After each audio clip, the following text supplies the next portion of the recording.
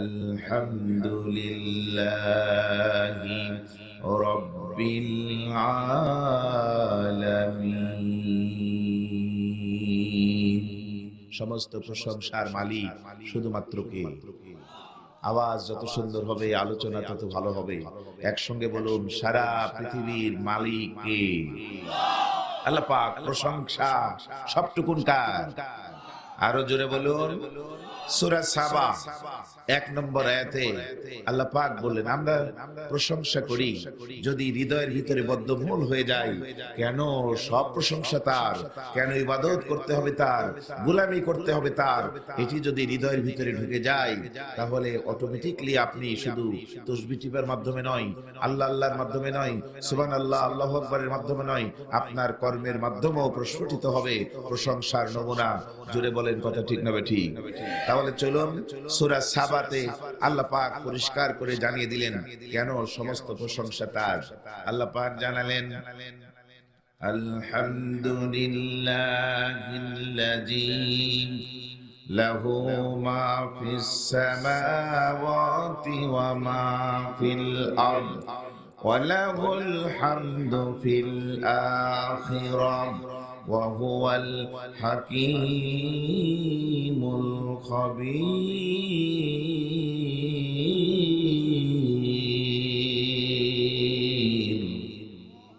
আওয়াজ তুলে বলুন আল্লাহু আকবার। একটু বোঝার চেষ্টা করুন। দেখুন, আল্লাহ বললেন আলহামদু, আলিফ লাম নিয়ে এসে নির্দিষ্ট করলেন সমস্ত প্রশংসা লিল্লাহ, আল্লাহ পাকের জন্য। কেন জানেন? আজকে আমরা যাদের প্রশংসায় পঞ্চমুখ, যাদেরকে অনেক বড় মনে করি, অনেক দামি মনে করি, অনেক সম্মানিত মনে করি, প্রশংসা দেশে বিদেশে আন্তর্জাতিক পরিমণ্ডলে জীবিত মৃত প্রশংসা নিয়ে ব্যস্ত। কিন্তু কি আছে তার প্রশংসা যে এত করব? খেয়াল করে দেখুন। ধরে নিন এই ইউনিয়ন পরিষদের একজন চেয়ারম্যান, তিনি এই ইউনিয়নের সবচেয়ে বড় চেয়ারে বসে আছেন, ঠিক কিনা বলুন? কিন্তু এই ইউনিয়নের সমস্ত সম্পদের মালিক কিন্তু তিনি না। এই ইউনিয়নের সমস্ত মানুষের নিয়ন্ত্রক কিন্তু তিনি না। আওয়াজ তুলে বলতে হবে, কথা ঠিক না ঠিক? আবার দেখুন পক্ষান্তরে, এইভাবে প্রত্যেকটা চেয়ারের যদি বর্ণনা করি একইভাবে হবে। দেশের প্রধান চেয়ারও যিনি বসে আছেন, ক্ষমতা সবচেয়ে বেশি ঠিকই, কিন্তু এ দেশের সবকিছু তার নিয়ন্ত্রণে নাই। আওয়াজ তুলে বলেন, কথা ঠিক না ঠিক? কিন্তু এমন একজন মালিকের প্রশংসা করার জন্য আমি আপনাদের উদাত্ত আহ্বান জানাচ্ছি। আল্লাযী লাহু মা ফিস সামাওয়াতি ওয়া মা ফিল আরদ। আসমান এবং জমিনে যা আছে সবগুলি যার, যার নিয়ন্ত্রণে আছে। সব প্রশংসা করে যার। একসঙ্গে বলেন তো তিনি কে? আরো জোরে বলেন, তিনি কে? তিনি হলেন আল্লাহ পাক। মনোযোগটা লাগান, কলিজা শান্ত হয়ে যাবে, সিক্ত হয়ে যাবে, হৃদয় দেহ মন অকপটে সিজদা করার জন্য, আনুগত্য করার জন্য তৈরি হয়ে যাবে। প্রিয় বন্ধুগণ, এই পৃথিবীর যত চেয়ার আছে সমস্ত চেয়ারের মালিকগুলি আসে আর যায়। মালিকের মালিকানার পরিবর্তন আছে না নাই? আওয়াজ তুলে বলেন, আছে না নাই? কিন্তু এমন একজন মালিকের বক্তৃতা করছি আমি। فتعالى الله الملك الحق لا إله إلا هو رب العرش الكريم।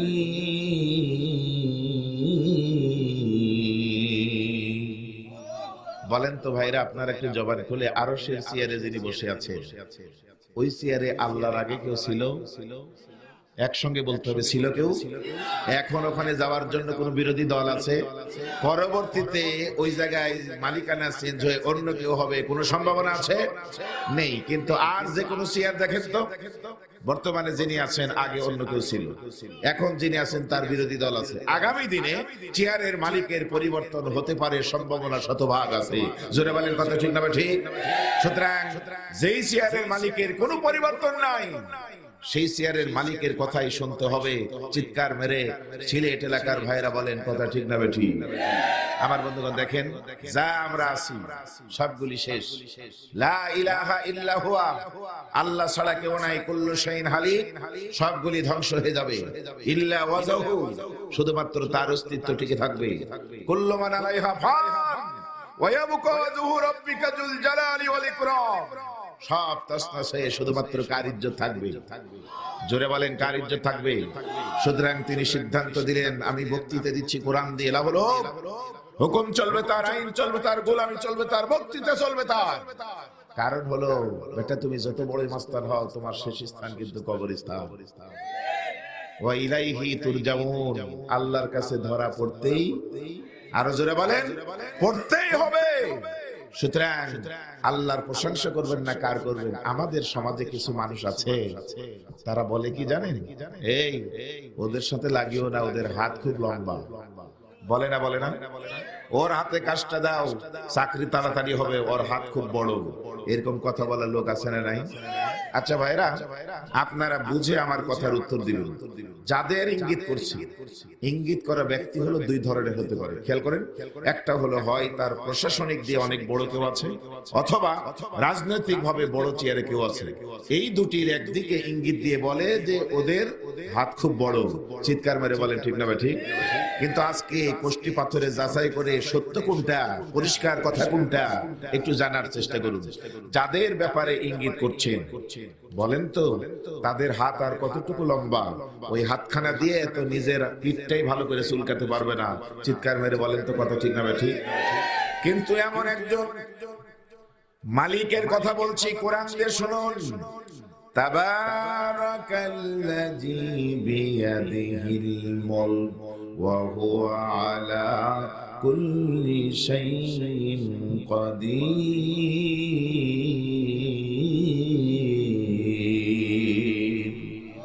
আপনারা বুঝে বুঝে উত্তর দেন তো। সারা পৃথিবীর, সারা মুলকিয়াতের ক্ষমতা যার হাতে, তিনি কে? আরো জোরে বলুন। তার হাতের চাইতে আর বড় হাত কারো আছে নাকি? সুতরাং ইমানদার যারা ডানে বামের কথা শুনে ভয়ে ভীত হয়ে হক কথা বলা বন্ধ, হক কাজ করা স্টপ করে দিয়ে বসে থেকো না। আল্লাহ রাব্বুল আলামিন জানিয়ে দিলেন, ইয়া আইয়ুহাল্লাযীনা আমানুত্তাকুল্লাহ ওয়া কুলু কাওলান সাদীদা। আল্লাহু আকবার বলেন, জোরে বলুন না আল্লাহু আকবার। দেখেন আল্লাহ বলছেন, হে ঈমানদারেরা, যারা ঈমান এনেছো, ইত্তাকুল্লাহ, কাউকে ভয় করো না, ভয় শুধু করো আল্লাহকে। কাকে ভয় করার জন্য বলেছেন? আর বক্তৃতা যখন দিবে, কথা যখন বলবে, হক কথা বলো, নেই কথা বলো, নির্ভেজাল কথা বলো, নির্ভয়ে কথা বলো। এই বক্তৃতাটা কার? আরো জোরে বলেন কার? আওয়াজ তুলে বলেন কার? এখন আমরা যারা আছি, কোরআনের কথা শুনছি, আমরা ইমানদার বলে দাবি করতে পারি না? পারি না? ইমান যদি না থাকতো কোরআনের মঞ্চে আমরা আসতাম না, ঠিক না ঠিক বলেন?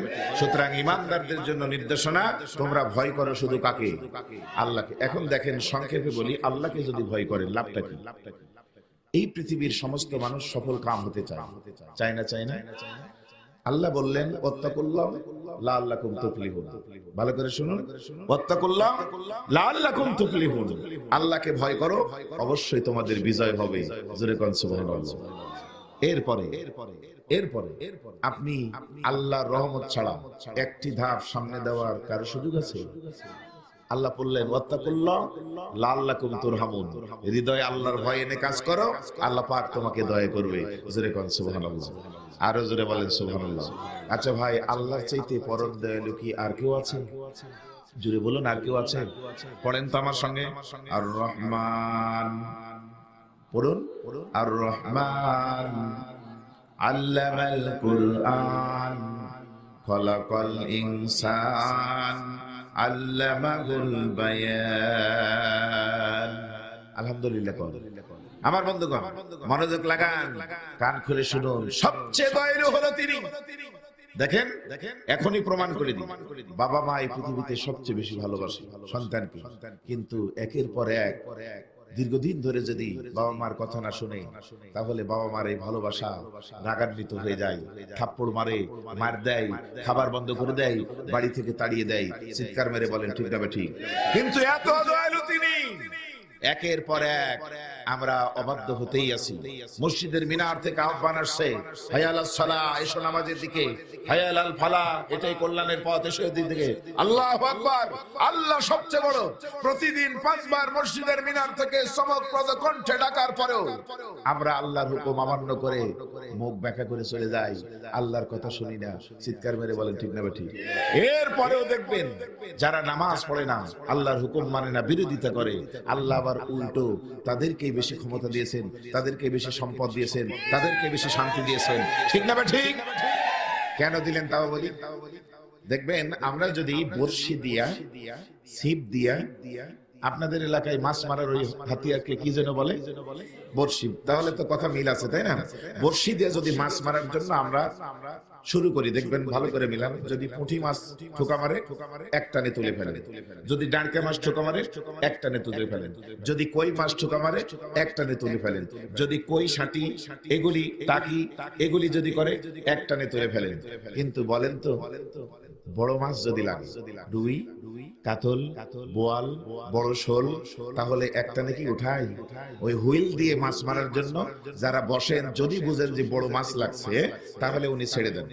মাছ খুব দৌড়ায়, হুইল আলা টেনশন মুক্ত হয়ে ছেড়ে দিয়েছেন এই জন্য যে তুমি যত দৌড়াবে এই বর্ষিটা তত বিদ্ধ হবে।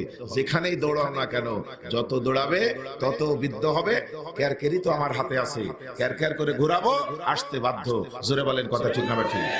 যারা এই দুনিয়ায় সবচেয়ে বেশি সন্ত্রাসী করে, যারা জালিমবাজ, যারা অত্যাচারী, আল্লাহ তাদেরকে আরো সুযোগ দেন। তোমরা বেশি করে যা খুশি করো, ক্যারকেরি আমার হাতে, ডাকলে আমার কাছে আসতে বাধ্য। চিৎকার মেরে বলেন ঠিক না ঠিক? আর একটু জোরে বলতে হবে কথা ঠিক কিনা? ওয়া ইলাইহি তুরজাউন, আল্লাহর কাছে ধরা পড়তেই হবে। আমি একটু দেখে নিতে চাই, এখানে এমন কোন ব্যক্তি আছেন দাঁড়িয়ে বলতে পারবেন হুজুর গ্যারান্টি 5 দিন বাঁচবো? দেখেন তো পারেন নাকি? গ্যারান্টি আছে কারো?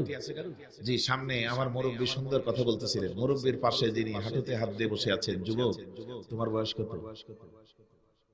হ্যাঁ, 17। কম বেশি হলে সমস্যা নেই, বিয়ে শাদী তো দিব না, বোঝানোর জন্য বলছি। 17 বছর। 17 বছর বয়স তোমার, ভাবছো মনে মনে 80 বছরের দাদু থাকতে আগে আমি মরবো কেনে? নাই গ্যারান্টি সামনে তুমি, নাই গ্যারান্টি সামনে তুমি বাঁচবে 1 সেকেন্ড। মাই ডিয়ার ফ্রেন্ড, যে কোনো সময় আসবে ও আরে। জোরে কথা বলেন, আওয়াজ তুলে ঠিক না ঠিক? এখন প্রশ্ন করি, এই ওয়ারেন্ট দিয়ে দুটি, এটা হলো বড় লেখা থানা, তাই না? ঐতিহ্যবাহী বড় লেখা থানা থেকে কারণ আমি যদি গ্রেপ্তারি পরোয়ানা জারি হয়ে যায়, সত্য মামলা হোক আর মিথ্যা হোক, ওয়ারেন্ট নামা জারি হয়ে গেল, এই বড় লেখার ওয়ারেন্টকৃত আসামি সিলেটে পালায় গিয়ে কিছুদিন বাঁচতে পারে, মৌলভীবাজার সদরে পালায় গিয়ে কিছুদিন বাঁচতে পারে। বিশাল বিশাল এই চা বাগান, ঐতিহ্যবাহী সিলেটের চা বাগান, শ্রীমঙ্গলের চা বাগান, আপনাদের এই রাস্তার ডানে বামের এই পাহাড় ঘেঁষা চা বাগানে আত্মগোপন করে কিছুদিন বাঁচার সুযোগ আছে। কিন্তু বুঝে বুঝে উত্তর দেন তো, আজকের এই কনকনে শীতের মধ্যে যখন বসে আছেন, হতে পারে আজকের মাহফিল, এই আয়াতের আলোচনা কারো জন্য আল্লাহর অলিতে পরিণত করে দেওয়া, কারো জন্য চিন্তার সেন্টিমেন্ট পরিবর্তন করে আল্লাহ রাসূলের হক্কানি উম্মত হিসেবে নিজেকে পরিণত করার মাহফিল। আওয়াজ তুলে বলেন, পৃথিবীর এই আসামিগুলির পালিয়ে বাঁচার সুযোগ আছে। কিন্তু জবান খুলে বলো তো, কারণ আমি যদি আল্লাহর পক্ষ থেকে মৃত্যু নামক ওয়ারেন্ট নামাটা আজরাইলের হাতে দিয়ে দেওয়া হয়, জোরে আওয়াজ তুলে বলেন তো, পৃথিবীর কোন জায়গা আছে নাকি ভাই পালিয়ে বাঁচা যাবে? কোন জায়গা আছে? কোন জায়গা নাই। তাহলে আল্লাহর কাছে ধরা দিতেই হবে, ঠিক না ঠিক বলেন? এখন মরতে যখন হবে, কি মনে করেছেন? ওয়ালাল আখিরাতু খায়রু ওয়া আবকা, দুনিয়ার জিন্দেগির চাইতে কিন্তু আখিরাতের জিন্দেগি অনেক গুণে উত্তম, ঠিক না ঠিক বলেন? এইবার আমি আপনাদের একটি প্রশ্ন ছুড়ে দেব। জীবনে অনেকবার মাহফিল শুনেছেন, আজকের এই আমার ইসলামী সমাজ কল্যাণ সংস্থা কলাজোড়া বড় লেখার ভাইদের আয়োজনের মাহফিল থেকে জীবনের একটা শিক্ষা নিয়ে জানতো। প্রিয় বন্ধুগণ, আল্লাহ পাক বললেন, যারা ঈমানদার তাদের বন্ধু হলো, অভিভাবক হলো আল্লাহ। ঈমানদারদের বন্ধুকে আল্লাহ, ওয়ালিউল্লাযীনা আমানু ইখরিজুহুম মিনাজ যুলুমাতি ইলান নূর।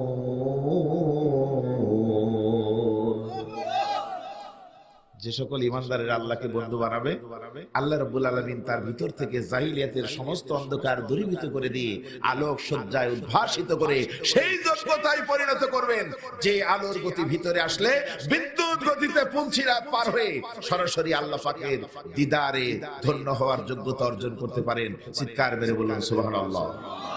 আল্লাহু ওয়ালিউল মুত্তাকিন। ভালো করে কোরআন দিয়ে কথা শুনুন। যারা মুত্তাকি, যারা পরহেজগার, যারা তাকওয়াবান, যারা হৃদয়ে আল্লাহর ভয় নিয়ে এসেছেন, যে আল্লাহর প্রশংসা ভয় করার জন্য বললাম, তাদের বন্ধু হলো, তাদের অভিভাবক হলো কে? জোরে বলুন। আর যারা আল্লাহ দ্রোহী, খোদা দ্রোহী, যারা ইসলাম দ্রোহী, যারা আদর্শ বিরোধী, তাদের পরকালে কোনো বন্ধু নাই, কোনো অভিভাবক নাই। ঠিক না? ঠিক বলেন। এইবার আপনারা ভালো করে বুঝুন এবং আমার এই আলোচনা যে দেশে বিদেশে যাচ্ছে, একটি চিন্তা শুধু আজকে গভীর রাতে করবেন। ইউটিউবের মাধ্যমে এই আলোচনাগুলি ছড়িয়ে পড়ছে। সকল ভাই এবং বোন, দল মত জাতি বর্ণ ধর্ম নির্বিশেষে সমস্ত ভাইকে আহ্বান জানাচ্ছি একটি শুধু চিন্তার জগতে নিয়ে যাওয়ার জন্য। প্রিয় ভাইরা, পরকালের জীবন মৃত্যু দিয়ে শুরু হবে, কবর দিয়ে শুরু হবে। ওই জায়গা থেকে ইমানদারদের অভিভাবক হলেন আল্লাহ, আর যারা ঈমান আনবে না তাদেরকে অভিভাবক নাই।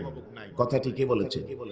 আল্লাহ বলেছেন। এইবার আপনারা বলেন তো, অভিভাবক শূন্য হয়ে যদি কেউ কবরে যায়, তার মানে বেঈমান হয়ে, তাকওয়া নানি, আল্লাহ ভীতি নানি, জালিমবাজ হয়ে, অত্যাচারী হয়ে, কাফের হয়ে, মুনাফিক হয়ে, মুশরিক হয়ে, পরিণতিটা কত ভয়াবহ হতে পারে একটু নমুনা দিই। দেখেন, এই পৃথিবীতে যখন আমরা এসেছি, আমরা হাঁটতে পারি নাই, আমরা লড়তে পারি নাই, আমরা খাইতে পারি নাই।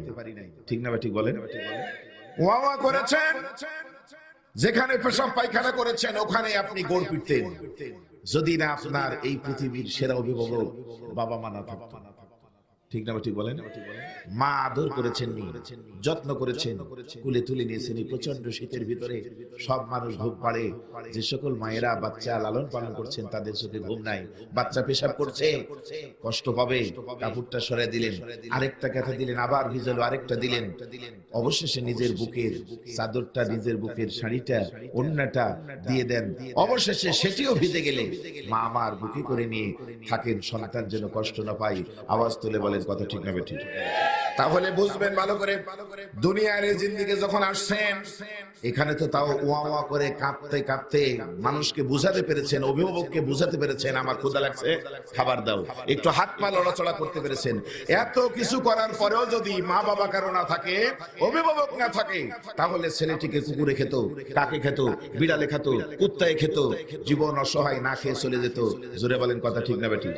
আমার বন্ধুগণ, আখিরাতের যাত্রা যখন মৃত্যু নামক শব্দ দিয়ে শুরু হবে, ভালো করে খেয়াল করেন। কবরের প্রথম স্টেশন, আপনি কবরে যাবেন, আগে থেকেই আপনার কথা বলা বন্ধ, কান্নাও করতে পারবেন না, হাত পা লড়াতে পারবেন না, এত অসহায় হবেন। মানুষ আপনাকে গোসল করায় দিবে, চারজন খাটিয়াতে করে দুই পারে সাদা কাপড় দিয়ে চকলেটের মতো মুসার দিয়ে আস্তে করে থুয়ে দিবে, কবরে গিয়ে নামাবেন। এরপরেও তাকানোর কোনো সুযোগ হবে না। আপনার এবার বলুন তো, যখন বাবা মা ভাই বোন আত্মীয় স্বজন প্রতিবেশী নেতা কর্মী কবরে দেওয়ার পরে সবগুলি ফিরে চলে আসবে, একাকী কবরবাসী হবেন। ইমানদার যারা হবে না, আল্লাহ কোরআনে বললেন তাদের অভিভাবক কেউ নাই। এইবার আমি আবারও রিপিট করছি, দুনিয়ার জিন্দেগিতে এসে তো একটু ওয়া শব্দ করতে পেরেছেন, একটু তো লড়াচড়া করতে পেরেছেন। এরপরেও যদি বাবা মা মানে অভিভাবক না থাকতো, সন্তানটির জন্য কত ক্ষতি হতো। এইটা যদি বোঝেন, পরকালে আল্লাহ ছাড়া আর কেউ অভিভাবক থাকবে না। যারা ঈমান আনবেন না, যারা কোরআন পড়বেন না, কোরআনের আলোকে জীবন তৈরি করবেন না, অভিভাবক ছাড়া কবরে যদি যান, পরিণতিটা কেমন হতে পারে একটু খেয়াল করে দেখেন। বোঝা কি যায়? জোরে বলেন, বোঝা যায়? অভিভাবক ছাড়া বেঈমান হয়ে যদি কেউ কবরে যায়, পরিণতিটা কত ভয়াবহ হতে পারে একটু ভালো করে মিলান। সম্মানিত ভাইরা আমার, এই জন্য আসুন আমরা অভিভাবক বানাবো কাকে, বন্ধু বানাবো কাকে? জোরে বলেন। ভাইজান, আপনি যখন মায়ের পেটে ছিলেন, আপনার মা কি পেটের ভিতরে হাত দিয়ে খাবার দিয়েছে? ওই সময় খাবার দিয়েছেন কে? আপনি যখন জন্মগ্রহণ করেন, আপনার মুখে দাঁত ছিল না, অন্য কিছু খাইতে পারতেন না। জোরে বলেন, ঠিক না বেটি? ওই সময় খাবার দিয়েছেন কে? যখন তুমি ছোট্ট ছিলে, দাঁত ছিল না মুখে, তরল খাবার দিলেন আল্লাহ মা জননীর বুকে রে, মা জননীর বুকে। ওরে ওই আল্লাহ রে কেমন করে তোরা ভুলে থাক, আল্লাহ রে ডাক রে বান্দা, আল্লাহ রে ডাক। প্রচন্ড শীতের ভিতরে গুনাহ মাফের নিয়ত নিয়ে চলুন না, চক্ষুটা বন্ধ করে অপরাধের কথা স্মরণ করে কোনোদিন আর অপরাধের সাথে জড়িত হব না দৃঢ় প্রত্যয় নিয়ে আমরা একটু আল্লাহকে ডাকি। আল্লাহ গুনাহ ক্ষমা করে দিয়ে রহমতের কোলে টেনে নেবে। বলুন আমার সঙ্গে, আল্লাহ আল্লাহ আল্লাহু ভালো লা ইলাহা। সবাই মিলে বলেন আল্লাহ আল্লাহ আল্লাহু লা ইলাহা, সুবহানাল্লাহ ওয়ালহামদুলিল্লাহ লা ইলাহা। মহব্বতের সাথে সুবহানাল্লাহ ওয়ালহামদুলিল্লাহ লা ইলাহা, লা ইলাহা ইল্লাল্লাহু মুহাম্মাদুর রাসূলুল্লাহ। মহব্বতের সাথে পড়ুন সাল্লাল্লাহু আলাইহি সাল্লাম। প্রিয় ভাইরা আমার, শেষ করি আল্লাহর প্রশংসা কেন করবেন না?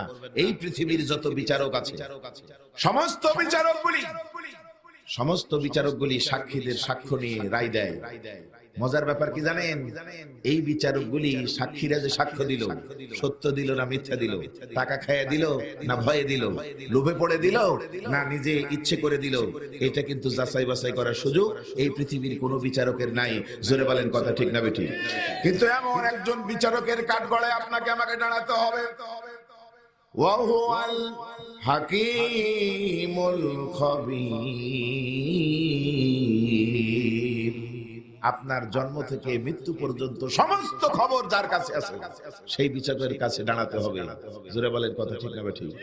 আবারও বলি, এই পৃথিবীর একজন বিচারক রায় দিয়ে দিল, আপনার মদপুত হলো না, আরেকজনের কাছে আপনি রায়টা কি করতে পারেন? আপিল করতে পারেন, সুযোগ আছে। কিন্তু ভাইরা যারা আয়োজন করেছেন তারা, আমি যে বক্তব্য দিচ্ছি, আমি আমার আপনজনেরা, আপনারা সভাপতি অতিথিবৃন্দ ভালো করে দেখুন, এমন একজন বিচারকের কাঠগড়ায় আসামি হয়ে আপনাকে আমাকে দাঁড়াতে হবে। সেই পক্ষ থেকে যখন কোনো রায় হয়ে যাবে, যখন কোনো ফয়সালা দিয়ে দেওয়া হবে, তখন এই ফয়সালা সরানোর কারো ক্ষমতা আছে? এখন যে আল্লাহ পাক কোরআনে কথাগুলি বলে দিয়েছেন, কোরআনের কথাগুলি রদবদল করার কারো কোনো সুযোগ আছে? জোরে বলেন আছে? আমি রুহুল আমিন বলি নাই, তাও কোরআন দিয়ে বলবো, শুনুন। আল্লাহ রাব্বুল আলামিন জানিয়ে দিলেন, পড়েন আমার সঙ্গে, সুন্নাতাল্লাতি قد خلت سنة الله التي قد خلت من قبل ولن تجد لسنة الله تبديلا। আওয়াজ তুলে বলবেন না আল্লাহু আকবার। আল্লাহর কোরআনের রদবদল করার কারো কোনো সুযোগ নাই। পরকালেও আল্লাহর ফয়সালার ব্যাপারে নড়চড় করার কারো সুযোগ নাই। ঠিক না ঠিক বলেন? ফামাইয়া আমাল মিসকালা যাররাতিন খায়রা ইয়ারা ওয়া মাইয়া আমাল মিসকালা যাররাতিন শাররা ইয়ারা। অল্প অল্প যদি কাজ করেন, সেটাও যেমন অন্যায় করলে শাস্তি হবে, ছোট ছোট ভালো কাজ করলেও তার যাজা পাবে। যেমন কর্ম তেমন ফল বলেছেন কে? সুতরাং আসুন না, এই কথা যদি মাথায় থাকে, ছোট ছোট বড় বড় অপরাধ তো অনেক বড় ব্যাপার, ছোট অপরাধ কেউ করবে না। চিৎকার মেরে বলেন ঠিক না ঠিক? সেই জন্য আসুন আজকের এই তেলাওয়াতকৃত আয়াতের এখন শিক্ষা নিয়ে আমরা মোনাজাত করে ছোট অপরাধ যেন না করি সেই হিসাবে নিজেকে তৈরি করার চেষ্টা চালাই। এদিকে তাকান, এই যে সুন্দর ফুল দেখেন, ফুল দেখতে পাচ্ছেন আপনারা? এই যে দাঁড়ানো ফুল, এই ফুল দিয়ে আপনাকে কয়েকটা উদাহরণ। ফুল ফুটে আবার ঝরে যায়, ফুল ফুটে আবার ঝরে যায়। ভালো করে মিলান। কোন ফুল সুন্দর হয়ে প্রস্ফুটিত হয়ে সৌন্দর্য ছড়ায়, এত সৌন্দর্য, যেখানে ফুল ফোটে সেখানে দেখতে ভালো লাগে। ফুল নিয়ে এসে এরকম ফুলদানিতে দিলে তাও ভালো লাগে। এই যে সুন্দর ডেকোরেশন করেছেন তাও ভালো লাগে। এই ফুলটা বিয়ের অনুষ্ঠানে বাসর ঘর সাজালে তাও ভালো লাগে, গাড়ি সাজালে তাও ভালো লাগে, বিজয়ের মালা হিসাবে গলায় দিলে তাও সুন্দর লাগে, মেয়েদের খোপায় এই ফুল দিলে তাও ভালো লাগে। এই ফুল হলো সৌন্দর্যের প্রতীক, যেখানে দিবেন সেখানেই সুন্দর হয়। জোরে বলেন কথা ঠিক না ঠিক? কেন বলতেছি শুনেন। আবার কিছু ফুল ফোটার পরে সৌরভ ছড়ায়, এত সুগন্ধ মুখরিত করে দেয়। ফুল থেকে আতর হয়, ফুল থেকে সেন্ট হয়, ফুল থেকে সুগন্ধি ছড়ায়। চিৎকার মেরে বলেন ঠিক না ঠিক? আবার কোন ফুল ফোটার পরে কি দেয়? ফল দেয়। যেটি বুঝাচ্ছি দেখেন, এই ফুলগুলি প্রস্ফুটিত হওয়ার পরে যেভাবে রূপ ধারণ করুক না কেন, অবশেষে ফুল ফুটে আবার ঝরে যায়। আমরা হলো আল্লাহর বাগানের ফুল। ভালো করে মিলান, আমরা হলো আল্লাহর বাগানের ফুল। আমরাও, কেউ ডাক্তার হবেন, কেউ ইঞ্জিনিয়ার হবেন, কেউ নেতা হবেন, কেউ বিচারক হবেন, কেউ শাসক হবেন, কেউ উচ্চ শিক্ষায় শিক্ষিত হবেন, কেউ ধনী হবেন। যে যেভাবে বিকশিত করুন না কেন, ফুল যেমন ফুটে ঝরে গেছে, আবার আপনিও এইভাবে জীবিত হয়ে বড় হয়েছেন, রূপ ছড়ান, রং ছড়ান, আবার আপনিও কিন্তু ওই কবরে চলে যাবেন নিঃশেষ হয়ে। একটি টাকাও সাথে নিয়ে যাওয়ার কোনো সুযোগ নাই। জোরে বলেন কথা ঠিক না ঠিক? তাহলে এই জীবনের মানেটা কি? এই জীবন নিয়ে এত কেন রং? রঙের বেলুন আপনি কি জানেন? রঙের বেলুনটা কেমন? টিপ দিলে কিন্তু ফেটে যায়, যত ফোলাবেন তত দ্রুত ফাটে। আপনি কেন এত রং রং নিয়ে ব্যস্ত? বন্ধুরা আমার, তাহলে জেনে নিন জীবনের মানেটা কি। ফুল ফুটে আবার ঝরে যায়, আমাদের জীবন তাই। জোরে বলেন কথা ঠিক না ঠিক? ফুল ফুটে যেমন ঝরে তেমন খোদার বাগানে, আয়ু কতক্ষণকার এখানে কে বল জানে। ফুল ফুটে যেমন ঝরে তেমন খোদার বাগানে, আয়ু কতক্ষণকার এখানে কে বল জানে। তাই থাকতে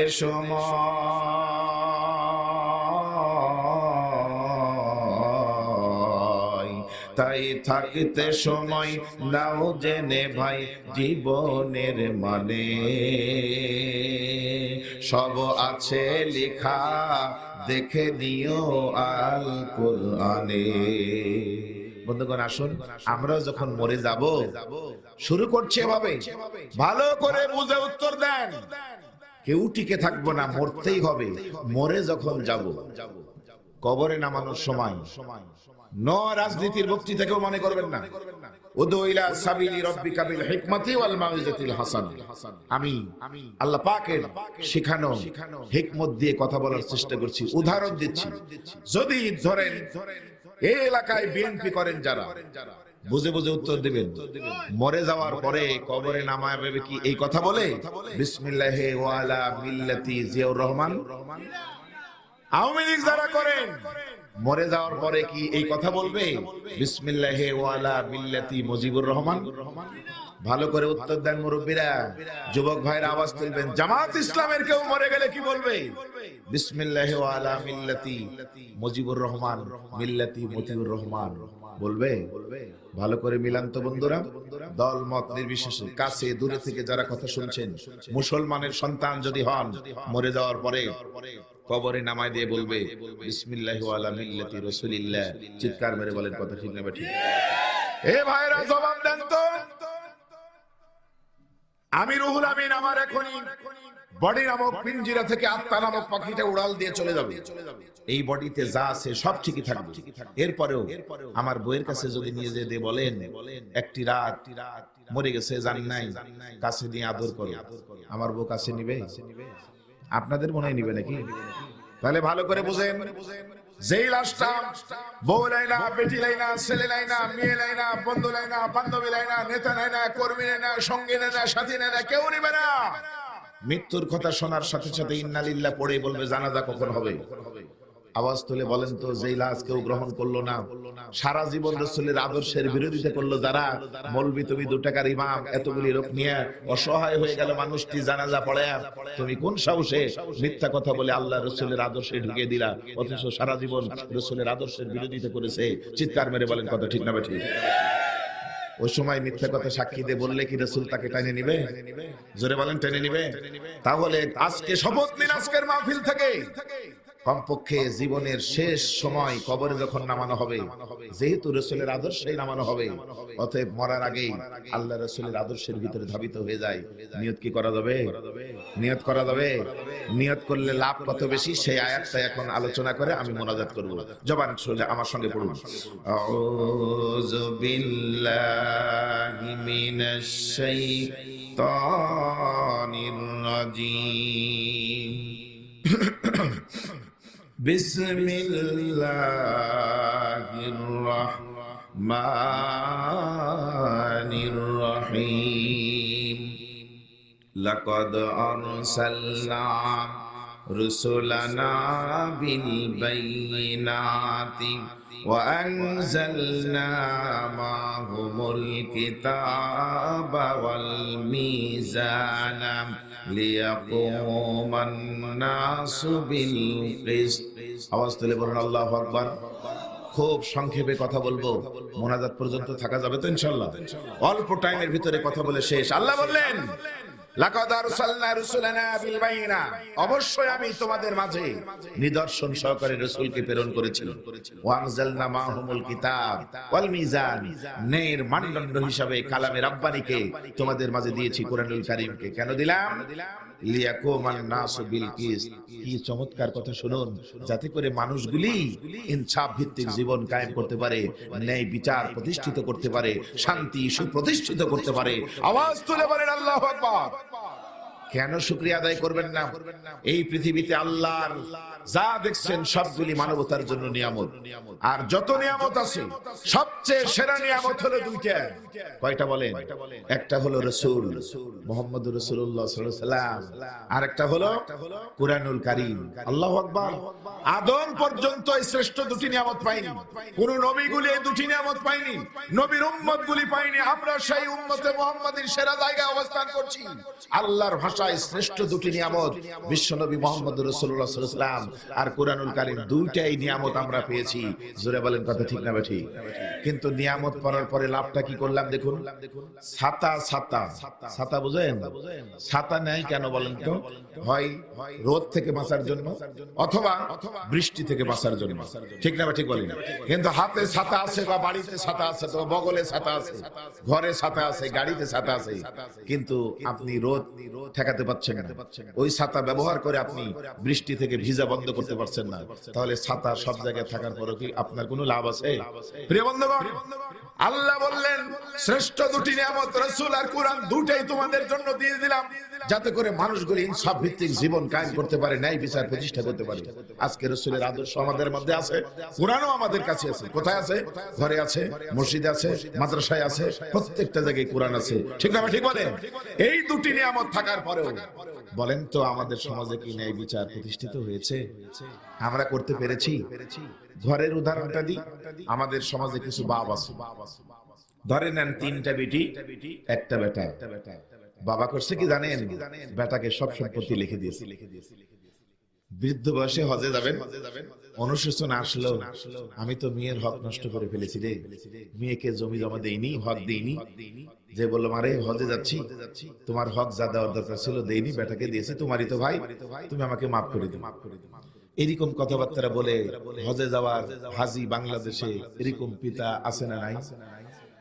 আল্লাহর কসম করে বলছি, আপনি আপনার মেয়ের হক নষ্ট করবেন আর হজে যাবেন? একবার কেন, শতবার যদি হজ করেন আর মেয়ের হক নষ্ট করেন, আপনার হজ আল্লাহর দরবারে কবুল হবে না।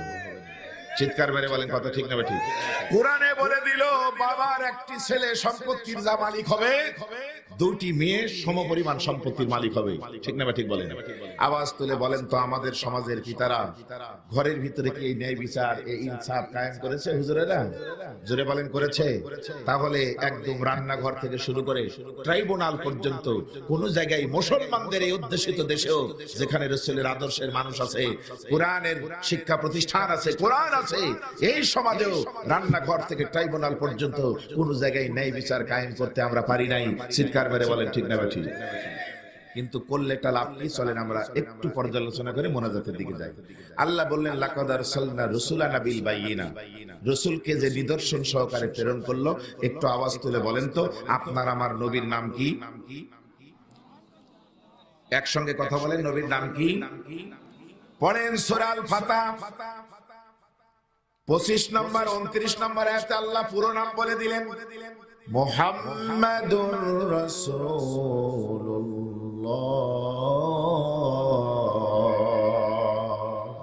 আমরা বলি সাল্লাল্লাহু আলাইহি ওয়াসাল্লাম। ভালো করে ফেল করেন, শিক্ষাটা নেন, সারা জীবনের শ্রেষ্ঠ শিক্ষা পাবেন। আপনার আমার নবীর নাম হলো মুহাম্মদুর রাসূলুল্লাহ সাল্লাল্লাহু আলাইহি ওয়াসাল্লাম। আর আমাদের বৈশিষ্ট্য সাথে সাথে বলে দিলেন।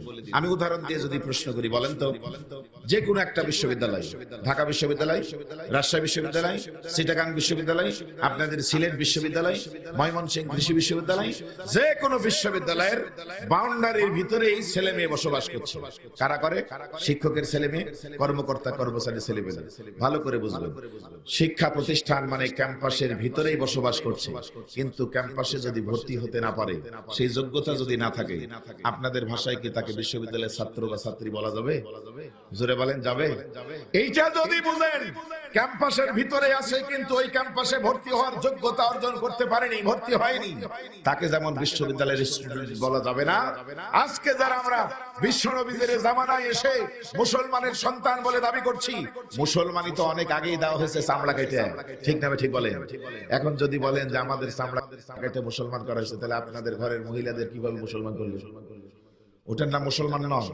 যেমনটি ক্যাম্পাসের ভিতরে বসবাস করার পরেও ভর্তির যোগ্যতা না থাকলে ছাত্র ছাত্রী বলা যায় না। এই জামানায় জন্মগ্রহণ করার পরেও, মুসলমানের সন্তান হিসাবে জন্মগ্রহণ করার পরেও আপনার যোগ্যতা যদি না আসে, আপনাকে রাসূলের উম্মত বলা যাবে না। চিৎকার মেরে বলেন ঠিক না ঠিক? এখন বাংলাদেশের মানুষ ভালো করে কোরআন দিয়ে মিলাও। আমি রুহুল আমিন বলছি না, রব্বুল আলামিন জানিয়ে দিলেন দুইটা গুণাবলী যাদের ভিতরে আছে তারা রাসূলের খাঁটি উম্মত। জোরে কোন সুবহানাল্লাহ। আমি কি বলবো দুইটা গুণাবলীর কথা? একটু মিলে দেখেন তো ভাই আপনার আমার ভিতরে আছে কিনা। আল্লাহ বললেন ওয়াল্লাযীনা মাহু আশিদ্দাউ আলাল কুফফার রুহামাউ বাইনাহুম। আল্লাহু আকবার বলেন, আওয়াজ তুলে বলুন আল্লাহু আকবার। এক নম্বর বৈশিষ্ট্য, যারা কাফের, কোরআনের বিরোধী, ইসলামের বিরোধী, রাসূলের আদর্শের বিরোধী, তাদের জন্য সবচেয়ে কঠোর হস্তে দমন করার ভূমিকা পালন করবে আল্লাহ রাসূলের উম্মতেরা। জোরে কোন সুবহানাল্লাহ। আর দুই নম্বর হলো রুহামাউ বাইনাহুম। ভালো করে বুঝেন, যারা আল্লাহ রাসূলের আদর্শ বাস্তবায়ন করে তাদের প্রতি হবে সহানুভূতিশীল, তাদের প্রতি হবে সহমর্মিতা দেখাবে, তাদেরকে ভালোবাসবে। আল্লাহর কসম করে বলছি, মিলান আমাদের বাংলাদেশে দুটেই উল্টো। যারা আল্লাহ রাসূলের আদর্শ মানেন, যারা মানার চেষ্টা করেন, কঠোর হস্তে তাদেরকেই দমন করার জন্য ষড়যন্ত্র অব্যাহত শতভাগ রাখা হয়েছে। আর যারা রাসূলের আদর্শের বিরোধিতা করে কাফেরের খাতায়, মুনাফিকের খাতায় নামটা চলে গেছে, আজকে দেশের প্রশাসন থেকে শুরু করে সব শক্তি মিলে তাদেরকেই হেফাজত করা হচ্ছে, তাদেরকেই ভালোবাসা হচ্ছে। চিৎকার মেরে বলেন কথা ঠিক না ঠিক? কথা ঠিক হলো আপনার আমার জন্য শিক্ষা। ইয়া আইয়ুহান নাবী ইত্তাকিল্লাহ ওয়া লা তুতিল কাফিরিনা ওয়াল মুনাফিকিন। হে নবী, আল্লাহকে ভয় করো, কাফের আর মুনাফিকের আনুগত্য কখনো করো না। যদি কথা ঠিক হয়, আল্লাহ রাসূলের উম্মত হিসাবে আসুন সিদ্ধান্ত নিই, যারা রাসূলের আদর্শ মানে তাদেরকে ভালোবাসবো, তাদেরকে সহযোগিতা করব।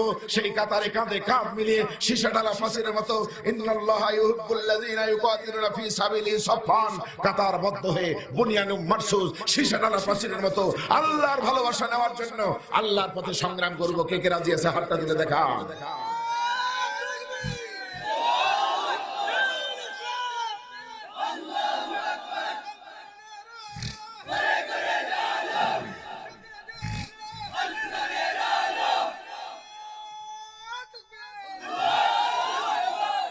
আল্লাহ কবুল করুন, জোরে বলেন আমিন। আচ্ছা, তাহলে দুই গুণাবলীর ভিতরে একটাও আমাদের নাই। এবার বলেন আল্লাহ রাসূলের গুণাবলীগুলি আমাদের অর্জন করার দরকার আছে না নাই? একসঙ্গে বলেন আছে না নাই?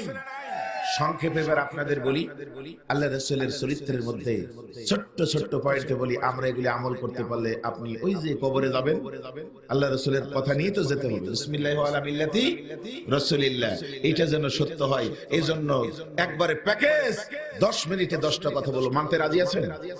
রাজি আছেন মানতে? এক নম্বর বিশ্বনবী জনাবে মুহাম্মদ রাসূলুল্লাহ সাল্লাল্লাহু আলাইহি ওয়াসাল্লাম যখন জন্মগ্রহণ করলেন, গরিব ভাইরা মন খারাপ করিও না। যারা রিকশা চালায় খাও, গা ঘেমে যায়, মন খারাপ করো না। কৃষি কাজে খামারে কাজ করো, আইলে বিলে ঘাটে কাজ করো, মন খারাপ করো না। টাকা পয়সা নাই, দেখতে কালো, মন খারাপ করো না। কিসের মন খারাপ? কিছু কিছু হুজুর আছেন, হাফেজ সাহেব আছেন, মানুষের বাড়িতে লজিং থেকে লেখাপড়া করেন, নিজেকে খুব ছোট মনে করেন, আছে না নাই? কিন্তু ভালো করে মিলান তো ভাইরা, মন খারাপ আপনি কেন করবেন? বিশ্বনবী জনাবে মুহাম্মদুর রাসূলুল্লাহ সাল্লাল্লাহু আলাইহি সাল্লামকে আল্লাহ এতিমের এতিম করে বানালেন। সম্পত্তি তো নাই, আল্লাহ পাক এমন ব্যবস্থা করলেন, নিজের মায়ের দুধ খেয়েও বড় হন নাই, অন্যের মায়ের দুধ পান করে বড় হয়েছে। চিৎকার মেরে বলেন ঠিক না ঠিক? অন্যের মায়ের বুকের দুধ পান করে যে বড় হলেন, তাই বলে আমার নবীর মর্যাদা কি কমে গেছে? ওয়ারাফা'না লাকা যিকরাক, আল্লাহ পাক সবচেয়ে বেশি মর্যাদা সম্পন্ন বানিয়েছেন। আওয়াজ তুলে বলেন ঠিক না ঠিক? কিন্তু শুরু থেকে একটা একটা করে শিক্ষা নেন উম্মতে মুহাম্মাদি, যারা আপনাদের করতে হবে এরকম আমল। এক নম্বর, শিশু মুহাম্মদ দেখেন কি শিক্ষা দিল আমাদেরকে। কে দিলেন? ওয়াল্লাযী আরসালা রাসূলাহু বিল হুদা ওয়া দীনিল হক লিইয়ুযহিরাহু আলাদ দীনি কুল্লিহি ওয়ালাউ কারিহাল মুশরিকুন ওয়ালাউ কারিহাল কাফিরুন ওয়া কাফা বিল্লাহি শাহীদা। আল্লাহু আকবার বলেন। হক সহকারে যে নবী আসলো, হেদায়েতের সাথে যাকে প্রেরণ করেছেন, নবীর বৈশিষ্ট্য শুনুন একটা একটা, আর আমল করার নিয়ত করে ফেলুন। নিয়ত করতে চাইলে আমি কিন্তু বলবো, না হলে মনোযোগ করব। নিয়ত করেন, করা যাবে ইনশাআল্লাহ। আপনারা তাহলে সত্য সাক্ষ্য নিয়ে কবরে যাবেন। এক নম্বরে নিয়ত করুন, বিশ্ব নবীজি মায়ের কাছ থেকে হালিমাতুস সাদিয়া যখন নিলেন, হালিমাতুস সাদিয়া জানা গল্প আমি করব না, শুধু স্মরণ করে দিই। দুধ পান করাচ্ছেন, একটা স্তন পান করেন, আরেকটা মুখে দেয়, মুহাম্মদ সাল্লাল্লাহু আলাইহি ওয়াসাল্লাম পান করে না, আবারও মুখে দেয়, পান করে না, আবারও মুখে দেয়, পান করে না।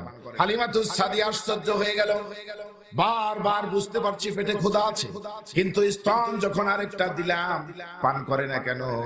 হালিমাতুস সাদিয়া যিনি এখন জান্নাতুল বাকির ভিতরে শুয়ে আছেন, মদিনায় রাসূলের নিজে হাতে তৈরি করা কবরস্থান। আহা, কত মর্যাদা সম্পন্ন। খাদিজাতুল কুবরা শুয়ে আছেন মক্কায়, ফাতিমা, আয়েশা, গুরুত্বপূর্ণ লোকগুলো যেই জান্নাতুল বাকিতে শুয়ে আছেন, আল্লাহ রাসূলের দুজমা হালিমাতুস সাদিয়া আল্লাহ রাসূলের রোজার পাশে জান্নাতুল বাকিতে শুয়ে আছেন। তিনি বললেন, আমি আশ্চর্য হয়ে শিশু মুহাম্মদের দিকে যখন তাকালাম, মুহাম্মদের নাক চোখ মুখ যেন আমাকে বলতেছে, দুধমা হালিমাতুস সাদিয়া, দুইবার তিনবার কেন, 1000 বার যদি মুখে দিয়ে দাও, আমি শিশু মুহাম্মদ এক ফোঁটাও দুধ পান করব না। কারণ হলো আরেকজন দুধ ভাই আমার আছে, আমি যদি দুটাই দুধ পান করে নিই, আর আমার দুধ ভাইয়ের যদি ক্ষুধা লাগে, এই সময় সে দুধ পাবে না। আমি শিশু মুহাম্মদ কোনো মানুষের হক নষ্ট করতে পারি না। এক ফোঁটাও দুধ খেলেন না। শিক্ষা নেন উম্মতে মুহাম্মাদিরা, শিশু কালে আপনার আমার আদর্শের মূর্ত প্রতীক যিনি, আল্লাহ যার ব্যাপারে বললেন ওয়া ইন্নাকা লাআলা খুলুকিন আযীম, সবচেয়ে বড় চরিত্রের মালিক। শিশু হও, কিশোর হও, বৃদ্ধ হও, যুবক হও, নর হও, নারী হও, আওয়ামী লীগ করো, বিএনপি করো, জাতীয় করো, হিন্দু খ্রিস্টান যে যেখানে থাকো, বক্তা থাকো, রাষ্ট্রপ্রধান হও, আল্লাহ বললেন লাকাদ কানা লাকুম ফি রাসূলিল্লাহি উসওয়াতুন হাসানাহ, তোমরা যে যেখানে আছো ওখান থেকেই আমার নবীর জীবনের ভিতরে তোমাদের জন্য উত্তম মডেল রয়েছে। জোরে কোন সুবহানাল্লাহ, জোরে কোন সুবহানাল্লাহ। এই জন্যই দেখেন গরিব মানুষেরা যেন এসে বলতে না পারে। মক্কার লোকেরা বলল, মুহাম্মদ রে, তোমাকে যে আল্লাহ নবী বানাবে, তাহলে ধনীর ঘরে বানাতো, গরিব কেন বানালো? আল্লাহর নবী চমৎকার করে উদাহরণ দিলেন, দেখো আমার ভাইরা, আমাকে যদি ধনীর ঘরে আল্লাহ দিতেন, সবচেয়ে সমৃদ্ধশালী পরিবারেই কিন্তু দিয়েছেন, ঠিক না ঠিক?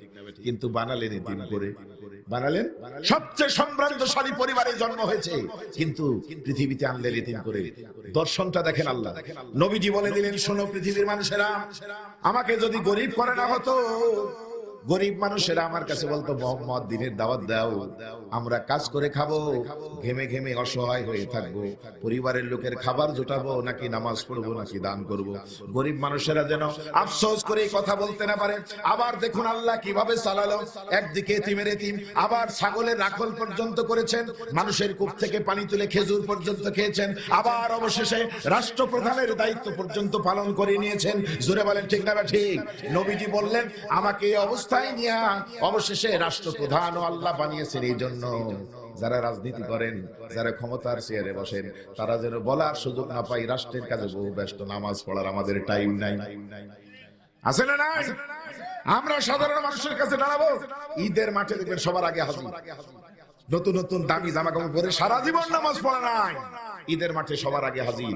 এরকম বাৎসরিক মুসলিম আমাদের সমাজে আছে না নাই? জোরে বলেন আছে না নাই? আমার ভাইরা, এই ধরনের নেতা নেত্রী যেন বলতে না পারে এত বড় দায়িত্ব পালন করে আল্লাহর হুকুম মানার কোনো সুযোগ নাই, সময় নাই।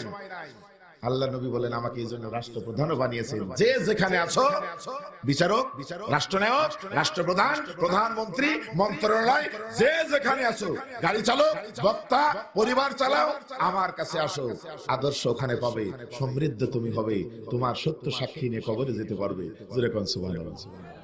তাহলে আমরা কি সিদ্ধান্ত নিতে পারবো? নবীজি যখন দুধ ভাইয়ের হক এক ফোঁটা দুধ খেয়ে নষ্ট করেন নাই, আর আমরা নিজের ভাইয়ের হক নষ্ট করার জন্য ভাইকে মারতেন, একটুকু সময় লাগাই না। চিৎকার মেরে বলেন কথা ঠিক না বেঠিক? এই যে জমি দেখতেছেন, জমিতে আল দিয়ে কুদাল দিয়ে পাটতে গিয়ে এত চিকন করে ফেলি, মনে হয় আলটা হয়ে গেছে ফুলছিরাতের মতো। জোরে কোন ঠিক না বেঠিক? আর কৃষকদের হালের ফালাটা একদম ওই যে আলের বাতা দিয়ে চলে যায় জমি বাড়ানোর জন্য। বলেন আছে না নাই? আরো জোরে বলতে হবে, আছে না নাই? আজকে দেখেন হক নষ্ট করছি, সবার আমানত নষ্ট করছে। যারা জনগণের আমানত যাদের কাছে সংরক্ষিত, তারাও জনগণের হক নষ্ট করছে, পিতামাতা সন্তানের হক নষ্ট করছে, মেয়েদের হক নষ্ট করছে, ভাই ভাইয়ের হক নষ্ট করতেছে। আমরা প্রতিবেশীর হক বুঝি না, আব্বা আম্মার হক বুঝি না। চিৎকার মেরে বলেন ঠিক না ঠিক? আমাদের দরকার খালি টাকা, টাকা, টাকা, হালাল না হারাম এইটা বোঝার দরকার নাই, দরকার হলো টাকা। জোরে বলেন কথা ঠিক না ঠিক? এখন টাকা যে ঠিক বললেন, আমি এবার আপনাদের বলি, যারা টাকার পাহাড় গড়েন, হালাল হারাম না বেজে কি মনে করেছেন আপনারা ওয়ান টাইম ইউজের জীবন যে কোনো সময় চলে যাবে, নিঃশ্বাস ফেলবেন আর টানার সুযোগ নাও থাকতে পারে, চোখের পলকে জীবন চলে যেতে পারে, ঠিক না ঠিক বলেন? তাহলে এত ইনকাম করে হবে কি? হালাল হারাম না মানিয়া করতাছ টাকা কামাই, এত টাকা রাখবা কোথায়? কাফনের তো পকেট নাই ভাই, কাফনের পকেট নাই। জোরে বলেন কথা ঠিক না ঠিক?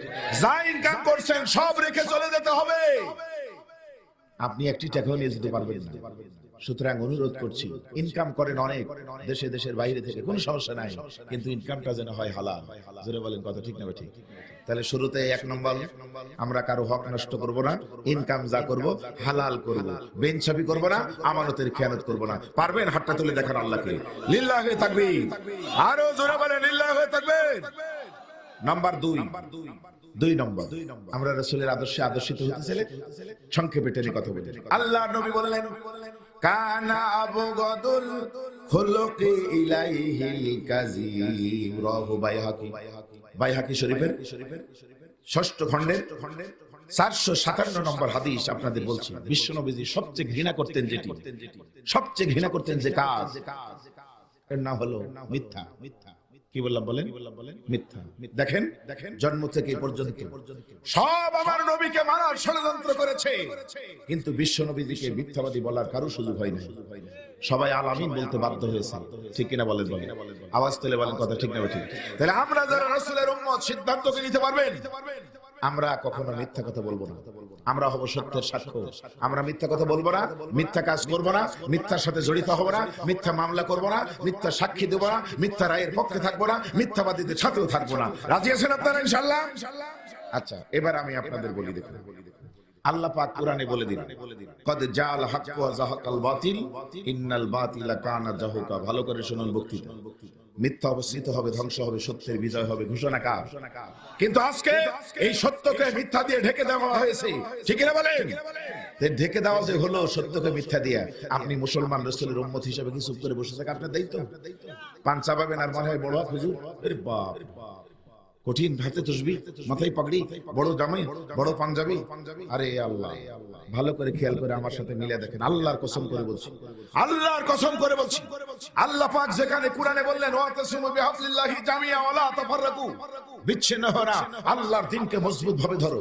আজকে আমাদের সমাজে হুজুরেরাই অনেক বিচ্ছিন্ন হওয়ার নিজেরাই চেষ্টা করছে। কেউ বলে আমিন জোরে বলবো না ধীরে বলবো, হাত বুকে বাঁধবো না নাভিতে বাঁধবো, মোনাজাত করবো না করবো না। এই বেটা, হাত বাঁধলো নামাজ হবে, না বাঁধলেও নামাজ হবে, ছেড়ে দিও নামাজ হবে, মোনাজাত করলেও সমস্যা নাই, না করলেও সমস্যা নাই। এগুলি নিয়ে এত ফিতনা কেন?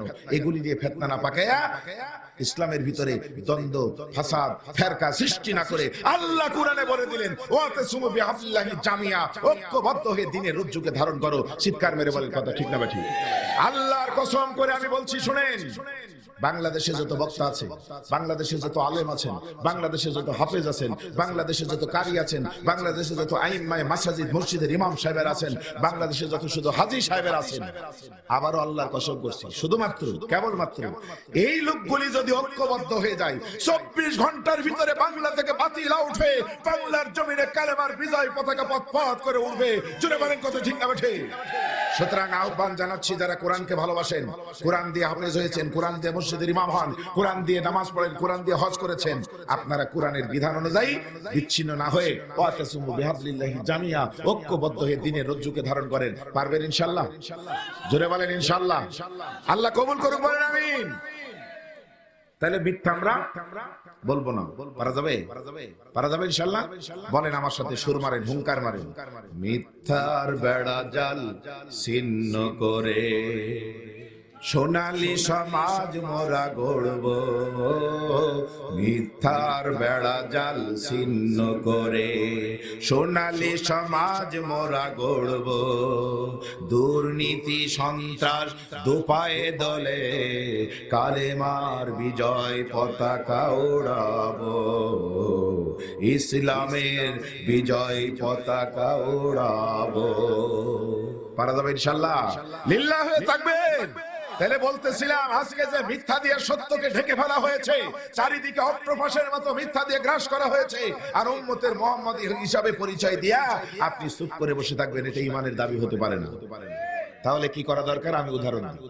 কথায় আছে ভাই, আল্লাহ যে বললেন মিথ্যাই ধ্বংস হবে, সত্যই প্রতিষ্ঠিত হবে, কিন্তু আজকে মিথ্যাকে ধ্বংস করে দেওয়া হচ্ছে, সত্যকে ধ্বংস করে দেওয়া হচ্ছে, মিথ্যা প্রতিষ্ঠিত করেছে। আল্লাহর বান্দা হিসেবে আপনার শিক্ষা কি দেখেন? এরকমই আরেকটা কথা আছে, শাক দিয়া মাছ ঢাকা যায় না। কথা কন, শাক দিয়া মাছ ঢাকা যায় না, ঠিক না বলেন? তবে হ্যাঁ, ঢাকে ফেলে কখন জানেন? ধরেন মা বোনেরা, এটা একটা হাঁড়ি, তরকারি রান্না করার হাঁড়ি, এখানে আপনি মাছ কুটে ধুয়ে ভালো করে দিলেন, মিলান কথা, এই মাছের উপরে যদি সবুজ শাক, কাঁচা শাক উপরে দিয়ে দেন, তাহলে কিন্তু শাক দিয়ে মাছ ঠিকই ঢাকা হবে, কিন্তু শাক দিয়ে মাছ ঢাকা যায় না। এই জন্যই বলে যে প্রথমে শাক দিয়ে মাছ কিন্তু ঢেকিয়ে দেওয়া হলো, কিন্তু নিচ থেকে যখন দেখবেন জাল যত বেশি হবে, হিট যত বাড়বে, শাকগুলি এমনি কিন্তু আইরে তলে পড়ে যাবে, মাছ জেগে ওঠে। জোরে বলেন কথা ঠিক না ঠিক? ভালো করে কি বুঝতে পারছেন? শাক দিয়ে মাছ ঢাকা যায় না তখনই যখন মাছের কাজ, মাছকে রান্না করার জন্য ঠিক জায়গার মতো হিট দেওয়া হয়, তখনই শাক আইরা চলে যায়। অনুরূপ ভাবে আজকে মিথ্যা দিয়ে যে সত্যকে ঢেকে দেওয়া হয়েছে, সত্যবাদীদের ঐক্যবদ্ধ হয়ে এমন হিট চালাতে হবে, মিথ্যারা যেন আইরন রুদ্ধের নিচে চলে যায়। চিৎকার করে বলেন ঠিক না ঠিক? আমার বন্ধুগণ, চলেন আমরা তৃতীয় নম্বর বলি।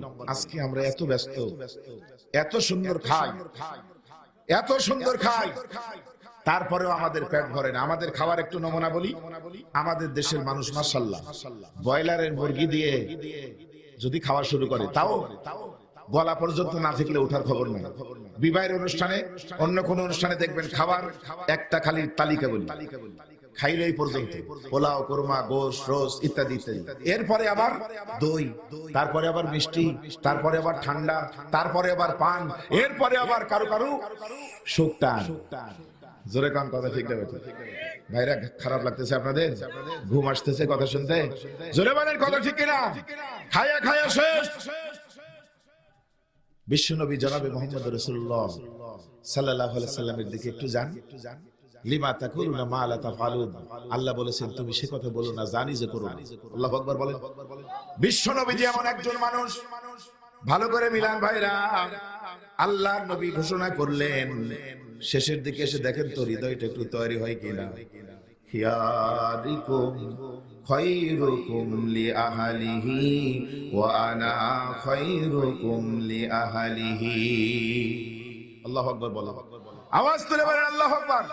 খায়রুকুম খায়রুকুম লিআহলিহি ওয়া আনা খায়রুকুম লিআহলিহি।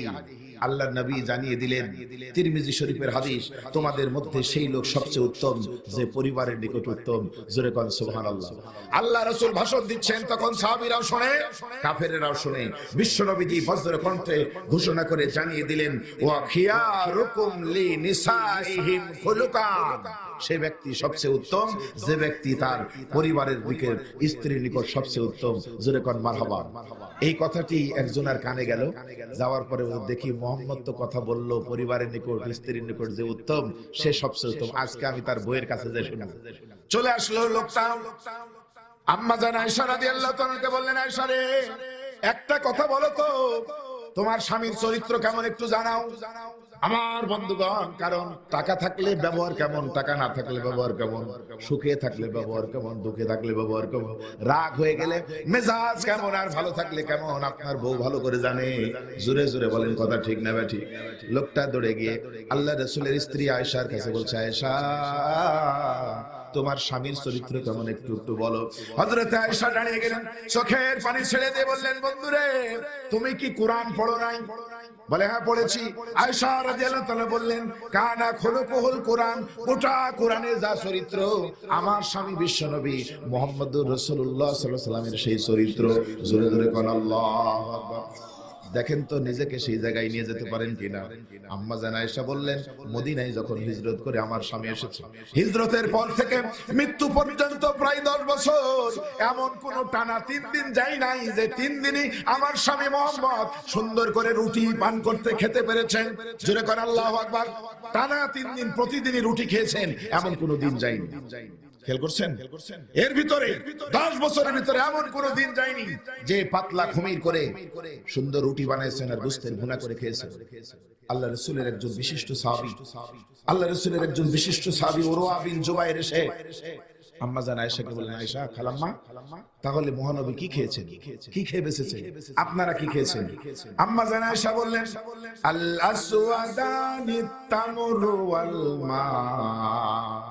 দুইটা কালো জিনিস, একটা হলো খেজুর, কখনো কালো খেজুর, কখনো কাঁচা খেজুর, কখনো শুকনা খেজুর, কখনো পাকা খেজুর, কখনো আধা পাকা খেজুর খেয়েছেন, কখনো মানুষের কূপ থেকে তুলে পানি তুলে খেজুর নিয়ে এসে জীবন ধারণ করেছেন, আর কখনো শুধু পানি খেয়ে আমার নবী জীবন ধারণ করেছে। আল্লাহু আকবার বলেন। আমাদের কি অবস্থা? হযরত ওমর রাদিয়াল্লাহু তাআলা তিনি বললেন যে আমি একদিন নীরবে গোপনে একাকী পার্সোনালি বিশ্বনবী জনাবে মুহাম্মদুর রাসূলুল্লাহ সাল্লাল্লাহু আলাইহি সাল্লামের কাছে দেখা করতে গেলাম। আমি গিয়ে দেখি নবী আমার রেস্ট করতেছে, শুয়ে আছেন। আমি একটু গলা নাড়া দিলাম। আল্লাহ রাসূল বুঝতে পেরে দ্রুত উঠে গেলেন, উঠে আমাকে আগে সালাম দিয়ে দিলেন। আমি চেষ্টা করলাম নবীকে সালাম দিতে, কিন্তু আমি পারি নাই। জোরে কোন সুবহানাল্লাহ। আল্লাহু আকবার বলেন। আম্মা জান আয়েশা রাদিয়াল্লাহু তাআলা বললেন, দাম্পত্য জীবনের 8 বছর ধরে, দীর্ঘ 8 বছর ধরে আমি সব সময় গোপনে চুরি করে করে চেষ্টা করেছি আমার স্বামীকে আগে সালাম দিতে, কিন্তু আমি কোনোদিন দরজার আড়ালে লুকিয়ে থেকে রাতের আধারে থেকেও আমার স্বামী মুহাম্মদকে আগে সালাম দিতে পারি না। সুবহানাল্লাহ। আল্লাহর নবী যে বলেন আসসালামু কাবলাল কালাম, কথা বলার আগে সালাম দাও, তিনি জীবনে বাস্তবায়ন করেছেন। তার স্ত্রীও তাকে আগে সালাম দিতে পারেনি। আমি যদি বলি আপনি তো রাসূলের উম্মত বলে দাবি করেন, কয়জন বউকে সালাম দিয়েছেন? বলবেন হুজুর বউকে সালাম দিব, পারলে বউ আমার পায়ে সালাম করবে সারা জীবন। জোরে করেন আমাদের চরিত্র এরকম কিনা? একটা আওয়াজ তুলে বলতে হবে, কথা ঠিক না ঠিক? প্রিয় বন্ধুগণ, আল্লাহ রাসূল আগে সালাম দিলেন, ওমরও পারল না। আল্লাহ রাসূল উঠে বসে ওমরকে সালাম দিয়ে দিলেন। হযরত ওমর রাদিয়াল্লাহু তাআলা কি বললেন জানেন? কাছে এসে রাসূলের চেহারার দিকে তাকায় দেখছেন গোটা শরীরটা বিশ্বনবীজির চাটায়ের দাগে ভরপুর হয়ে গেছে। হযরত ওমর সহ্য করতে পারলেন না। বিশ্বের শ্রেষ্ঠ শাসক হয়েছিলেন যিনি, যার ব্যাপারে নবীজি বলেছিলেন আমার পরে নবুয়তের সিলসিলা নাই, যদি থাকতো ওই যোগ্যতার চেয়ারে বসার জন্য একজন মানুষ তৈরি হয়ে গেছে, সেটি হলো হযরত ওমর। জোরে কোন সুবহানাল্লাহ। হযরত ওমর চোখের পানি ছেড়ে দিলেন, ঝরঝর করে পড়তেছে চোখের পানি, সহ্য করতে পারলেন না। বিশ্ব নবীজি কাছে ডেকে বললেন, ওমর রে, কি জন্য এসেছিলে তুমি? কোনো কথা না বলে চোখের পানি ছেড়ে দিয়েছো। হযরত ওমর বলল, রাসূলুল্লাহ, কাঁদবো না কি করে আমি সহ্য করতে পারি? এই বাতিলেরা, কাফেরেরা, পারসিক নেতারা, রোমের নেতারা ভালো ভালো খায়, নারী মদ তারি নিয়ে আড্ডা করে, আনন্দ উচ্ছ্বাসিত করে, আর পৃথিবীর সেরা মানুষটা বিছানার চাদর নাই, বিছানায় ভালো নাই, খাবার নাই, এভাবে শুয়ে আছে, বিছানার দাগ শরীরে লেগে গেছে, এত কষ্টের ভিতরে আছে, এটা আমি সইতে পারি না। যারা কাফের, মুশরিক, বেঈমান, এরা আছে অত্যন্ত আনন্দে, তাদের জমি জমা বেশি, তাদের সম্পদ বেশি, তাদের ক্ষমতা বেশি, তাদের গাড়ি বাড়ি সব আছে, আর আমার বিশ্ব নবীজি সবচেয়ে সেরা, এই মানুষটা এত কষ্টের ভিতরে আছে, আমি কাঁদবো না, কাঁদবো। আল্লাহ রাসূল হযরতে ওমরকে ডাকলেন, কাছে ডান হাত ধরে রেখে পিঠে হাত দিয়া সুন্দর করে পিঠের হাতটা মাথার উপরে নিয়ে বলল, ওমর রে, আমার তারদা আন তাকুনা লাহুমুদ দুনিয়া ওয়া লানাল আখিরা। তুমি কি চাও না রে ওমর, সন্তুষ্ট কি এতে হবে না? তাদের জন্য দুনিয়া, এরা দুনিয়া নিয়েই ব্যস্ত, এরপরে কিছু দেওয়া হবে না। আর আমরা যারা আল্লাহ যা দিয়েছেন তাতেই যারা সন্তুষ্ট আছি, তাতেই যারা সুখী আছি, তাতেই যারা সুখীতে আছি, আমাদের জন্য পরকাল। জোরে জোরে কোন সুবহানাল্লাহ। আল্লাহর নবী সুন্দর করে তাই বলে দিলেন, কদ আফলাহা মান আসলামা ওয়া রুজিকা কাফাফান ওয়া কান্নাহুল্লাহু বিমা আতাহু। তারাই হলো সফল কাম, সে সকল মুমিনেরা হলো সফল কাম যারা পরিমিত আহার করে আর আল্লাহ যা দিয়েছেন তাতেই সন্তুষ্ট থাকে। বেশি বাড়ানোর জন্য অন্যায় করে, দুর্নীতি করে, সন্ত্রাসী করে, আমানতের খেয়ানত করে, মানুষের হক নষ্ট করে বড় করে না। আল্লাহ যা দিয়েছেন তাতেই সন্তুষ্ট থাকে। রব্বুল আলামিন বললেন, আল্লাহ তাদেরকে সফল কাম করে দিবেন। জোরে কোন সুবহানাল্লাহ। আল্লাহু আকবার। পারা কি যাবে আল্লাহ রাসূলের আদর্শ মেনে নিয়ে? আমরা হারাম ইনকাম করব না, যা দিয়েছে তাতেই সন্তুষ্ট থাকবো, যতটুকু ইনকাম করব হালাল করব। পারা যাবে ইনশাআল্লাহ। শেষ কথা, শেষ কথা, আল্লাহ নবী, আল্লাহ পাক জানিয়ে দিলেন বিল বাইয়িন, নিদর্শন সহকারে। দেখেন তো, নবীর কথাগুলি শুনে কলিজায় সিক্ত হয়ে, যে নবীর নাম নিয়ে কবরে গেলে লাভ, যে নবীর শাফায়াত করলে ধন্য, অন্য কেউ শাফায়াত করার চান্স পাবে না, ওই নবীর আদর্শ এক্ষুনি গ্রহণ করতে পারেন কিনা একটা শুধু নমুনা বলি। মসজিদে নববী থেকে বদরের প্রান্ত যাচ্ছি, 130 কিলোমিটার গতিবেগে, 130 কিলোমিটার গতিবেগে গাড়ি চলছে। মাশাআল্লাহ, একসঙ্গে 4টা-5টা গাড়ি চলবে, গাড়িতে ব্রেক দিতে হয় না, এত চমৎকার রাস্তা। পাহাড় কেটে কেটে মক্কা মদিনার চমকপ্রদ রাস্তা হয়েছে, গাড়িতে ব্রেক দিতে হয় না। আর আমার দেশের রাস্তাঘাট দেখেন, আমার দেশের রাস্তাঘাট দেখেন। আমি রুহুল আমিন আপনার এই জায়গায় আসার জন্য কুষ্টিয়ায় প্রোগ্রাম করলাম। 11টা 30 মিনিটে প্রোগ্রাম শেষ করে 11টা 55 মিনিট দিয়ে গাড়ি যাত্রা শুরু করেছি। 8 ঘন্টা যানজটে পড়ে অবশেষে গাড়িটা থিয়ে দিয়ে মোটরসাইকেলে করে অনেক রাস্তা পাড়ি দিয়ে আবারও আরেকটা গাড়ি চেঞ্জ করে, এই এত কষ্ট করে সারা দিন এবং রাতে কোনো খাবার নাই, পেশাব পায়খানা করার যাওয়ার সময় পাইনি, সারা গাড়ি আল্লাহ আল্লাহ করে আজকে আপনাদের মাঝে এসেছে। আমাদের দেশের রাস্তাঘাট দেখেন, আপনার এই রাস্তাঘাট দেখেন, এই রোডটা দেখেন, এমন অবস্থা, গাড়ির চাকা যে কোনো সময় ধুরি ভেঙে যেতে পারে, গাড়ির চাকা খুলে চলে যেতে পারে, ড্রাইভারের স্টিয়ারিং হাত থেকে খসে যেতে পারে, এত সুন্দর রাস্তা হয়ে আছে। চিৎকার মেরে বলেন ঠিক না ঠিক? ভাইরা আমার, সে দেশের ড্রাইভারেরা গাড়ি চালায়, কোরআন তেলাওয়াত শুনে বরকত তো এমনি হয় না, বরকত তো এমনি হয় না। আর এদেশে গাড়ি চালায়, গান বাজনা হয়। চিৎকার মেরে বলেন ঠিক না ঠিক? আরো জোরে বলতে হবে কথা, ঠিক না ঠিক? আসলে সময় থাকলে অনেক কথাই বলতাম, যে সকল গান দিয়ে না বলেই পারছি না, 1 মিনিটে রাগ করেন না, যে সকল গান দিয়ে আজকে সমাজ বিধ্বংস হচ্ছে, আল্লাহ রাসূলের আদর্শের বিরোধিতা যায়, আজকে নৈতিকতা চলে গেছে অনেক, শিক্ষার অভাব নাই, শিক্ষা প্রতিষ্ঠানের অভাব নাই, ডক্টরের ডিগ্রির অভাব নাই, এমএ পাশের ছেলে মেয়ের অভাব নাই, কিন্তু নৈতিক শিক্ষার, আদর্শের শিক্ষার বড় অভাব। জোরে বলেন কথা, ঠিক না ঠিক? ভালো করে মিলান, যেগুলি কথা শুনে সমাজে হয় বিশৃঙ্খলা।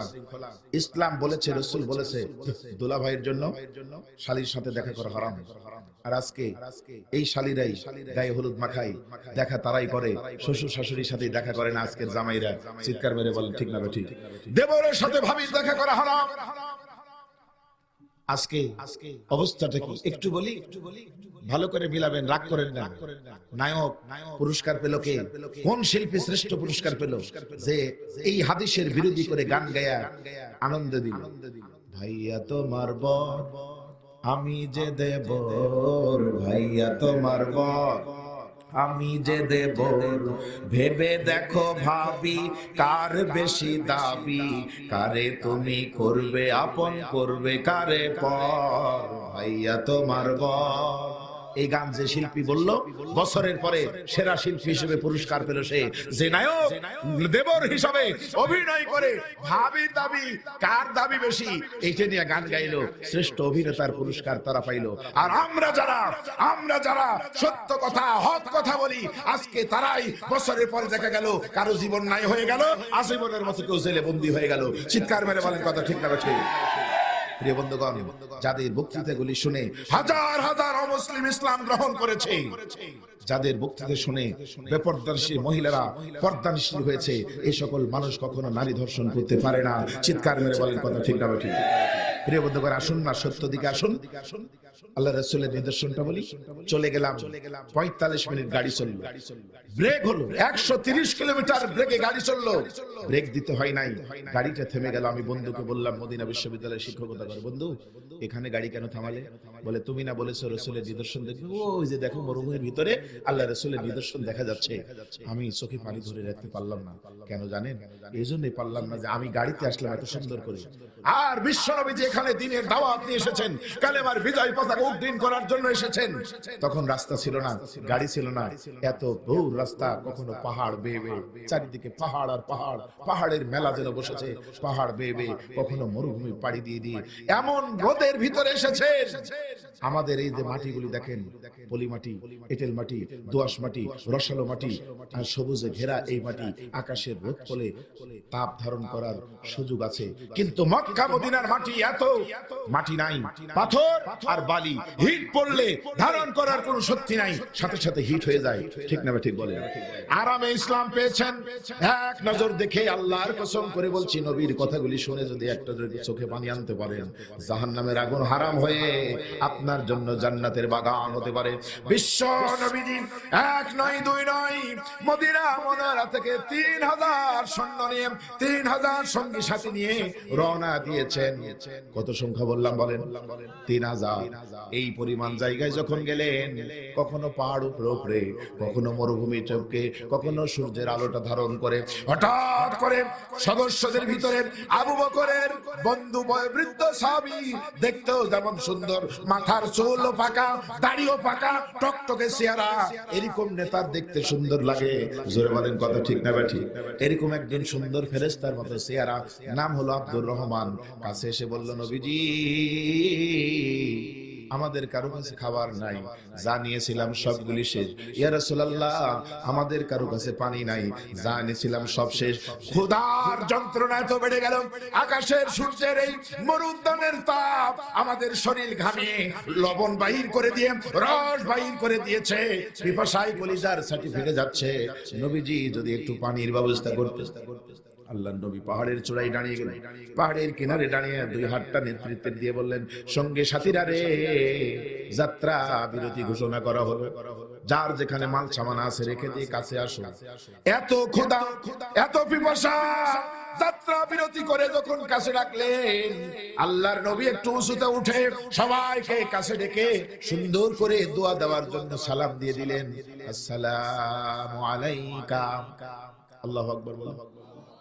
হযরত আব্দুল্লাহ ইবনে মাসউদ বললেন, আমরা আশ্চর্য হয়ে গেলাম, এত ক্ষুধা আর এত পিপাসার যন্ত্রণা সইতে পারি না।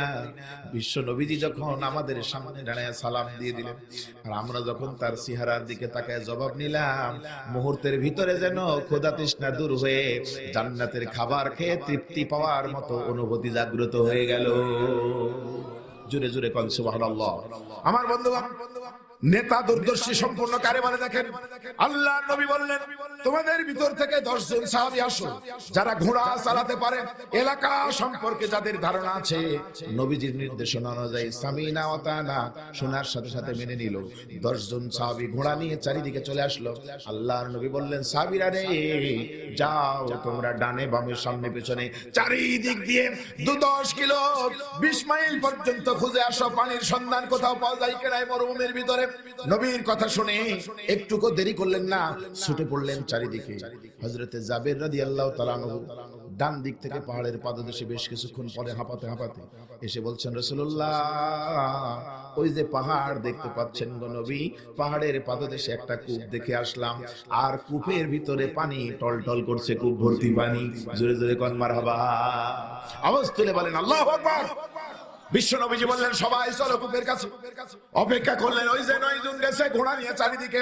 সবাই যখন আসলো আল্লাহর নবী বললেন জুবাইর রে জাবের রে তুমি আজকে সামনে থেকে নেতৃত্ব দাও, আর 9 জন ঘোড়ালাকে বললেন তোমরা সামনের কাতারে দাঁড়াও, আজকে আমি বিশ্ব নবীজি পিছন দিক থেকে নেতৃত্ব দিব। জোরে জোরে কোন সুবহানাল্লাহ।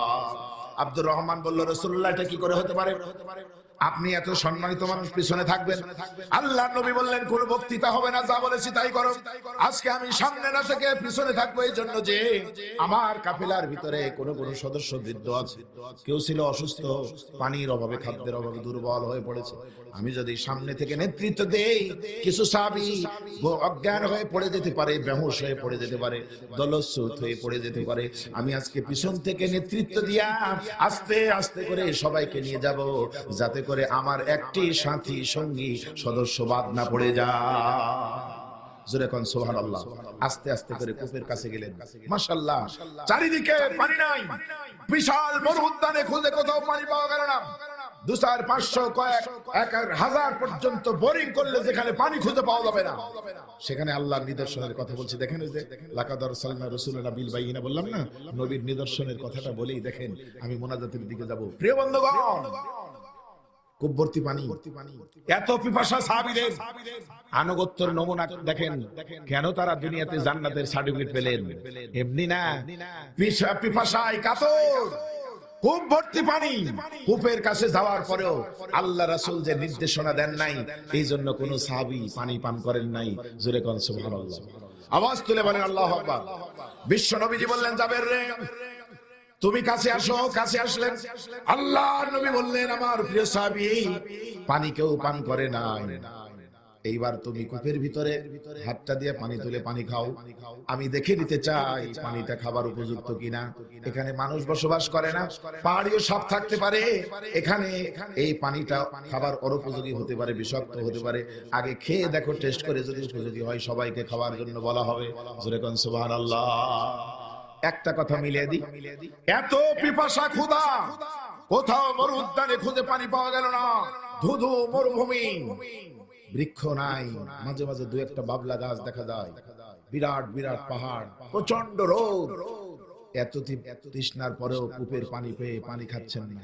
আর আমরা উম্মতে মুহাম্মাদের একটু ইতিহাস বলি, পবিত্র মাহে রমজানে পবিত্র ইফতারি অনুষ্ঠানে ইফতারি নিয়ে গন্ডগোল করে পৃথিবী থেকে নাই হয়ে যায় এই সমাজের তথাকথিত সোনার ছেলেরা।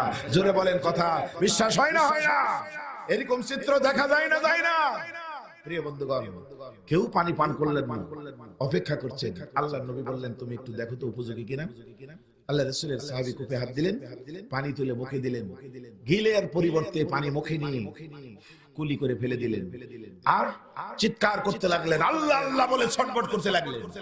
আল্লাহ নবী বললেন সাহাবীরে পানি পান করতে বললাম, আর তুমি পান না করে মুখের ভিতর নিয়ে ফেলে দিলে কেন? সাহাবী বলতে রাসূলুল্লাহ পানি মুখে নিয়ে গিলবো কি করে? মুখে দেওয়ার সাথে সাথে এত বিষ আর এত লবণ, মুখে দেওয়ার সাথে সাথে মনে হলো জিহ্বার তালুয়া পুড়ে যাচ্ছে, সিদ্ধ হয়ে গেছে নবীজি, গিলতে পারি নাই, পানি কুলি করে ফেলে দিয়েছি। বলেন আল্লাহু আকবার। বিশ্ব নবীজি কাছে ডেকে নিয়ে জিহ্বা যার জ্বলে যাচ্ছিল, তালুয়া জ্বলে যাচ্ছিল, ডান হাত দিয়ে আস্তে করে গালের উপরে ভালোবাসা আর আদর মাখানো হাত দিয়ে দিলেন।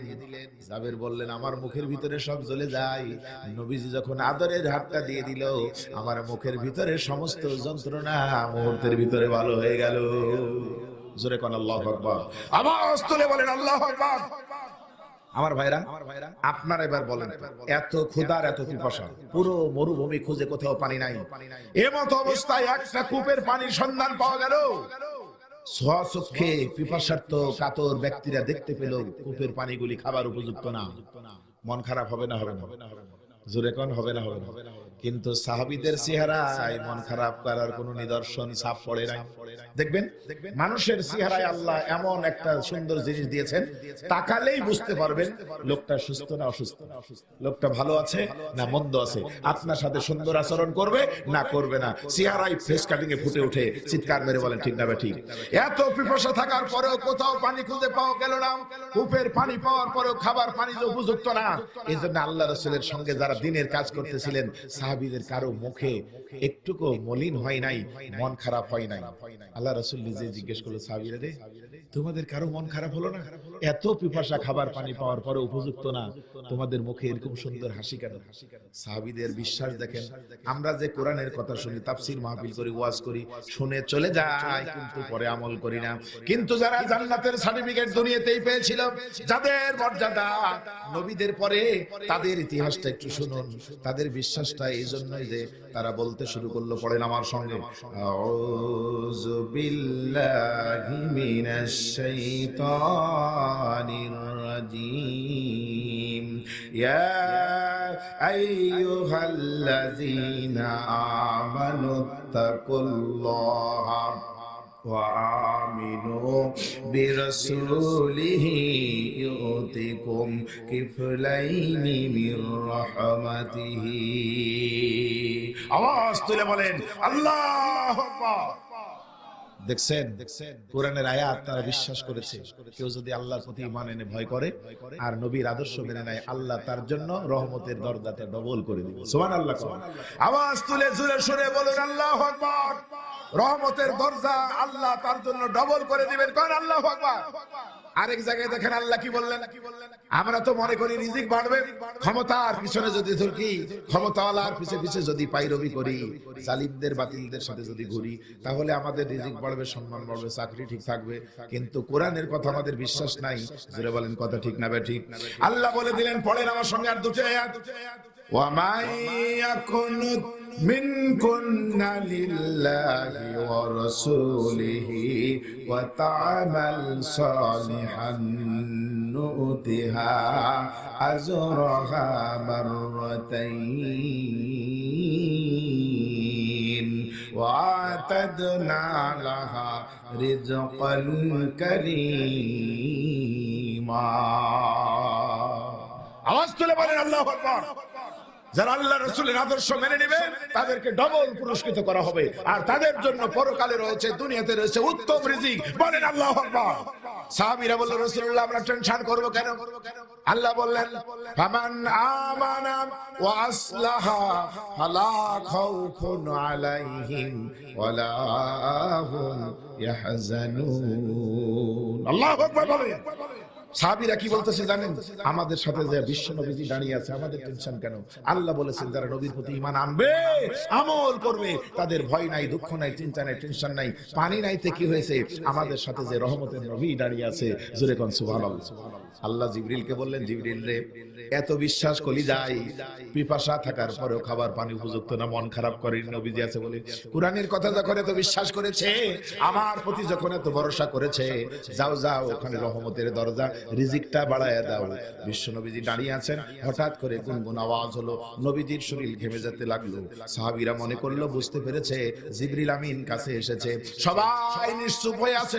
কিছুক্ষণ পরে আল্লাহর নবীর চেহারার ঘাম যখন আস্তে আস্তে বন্ধ হয়ে গেল, বিশ্ব নবীজি তখন যা করলেন, তাকান আমার দিকে।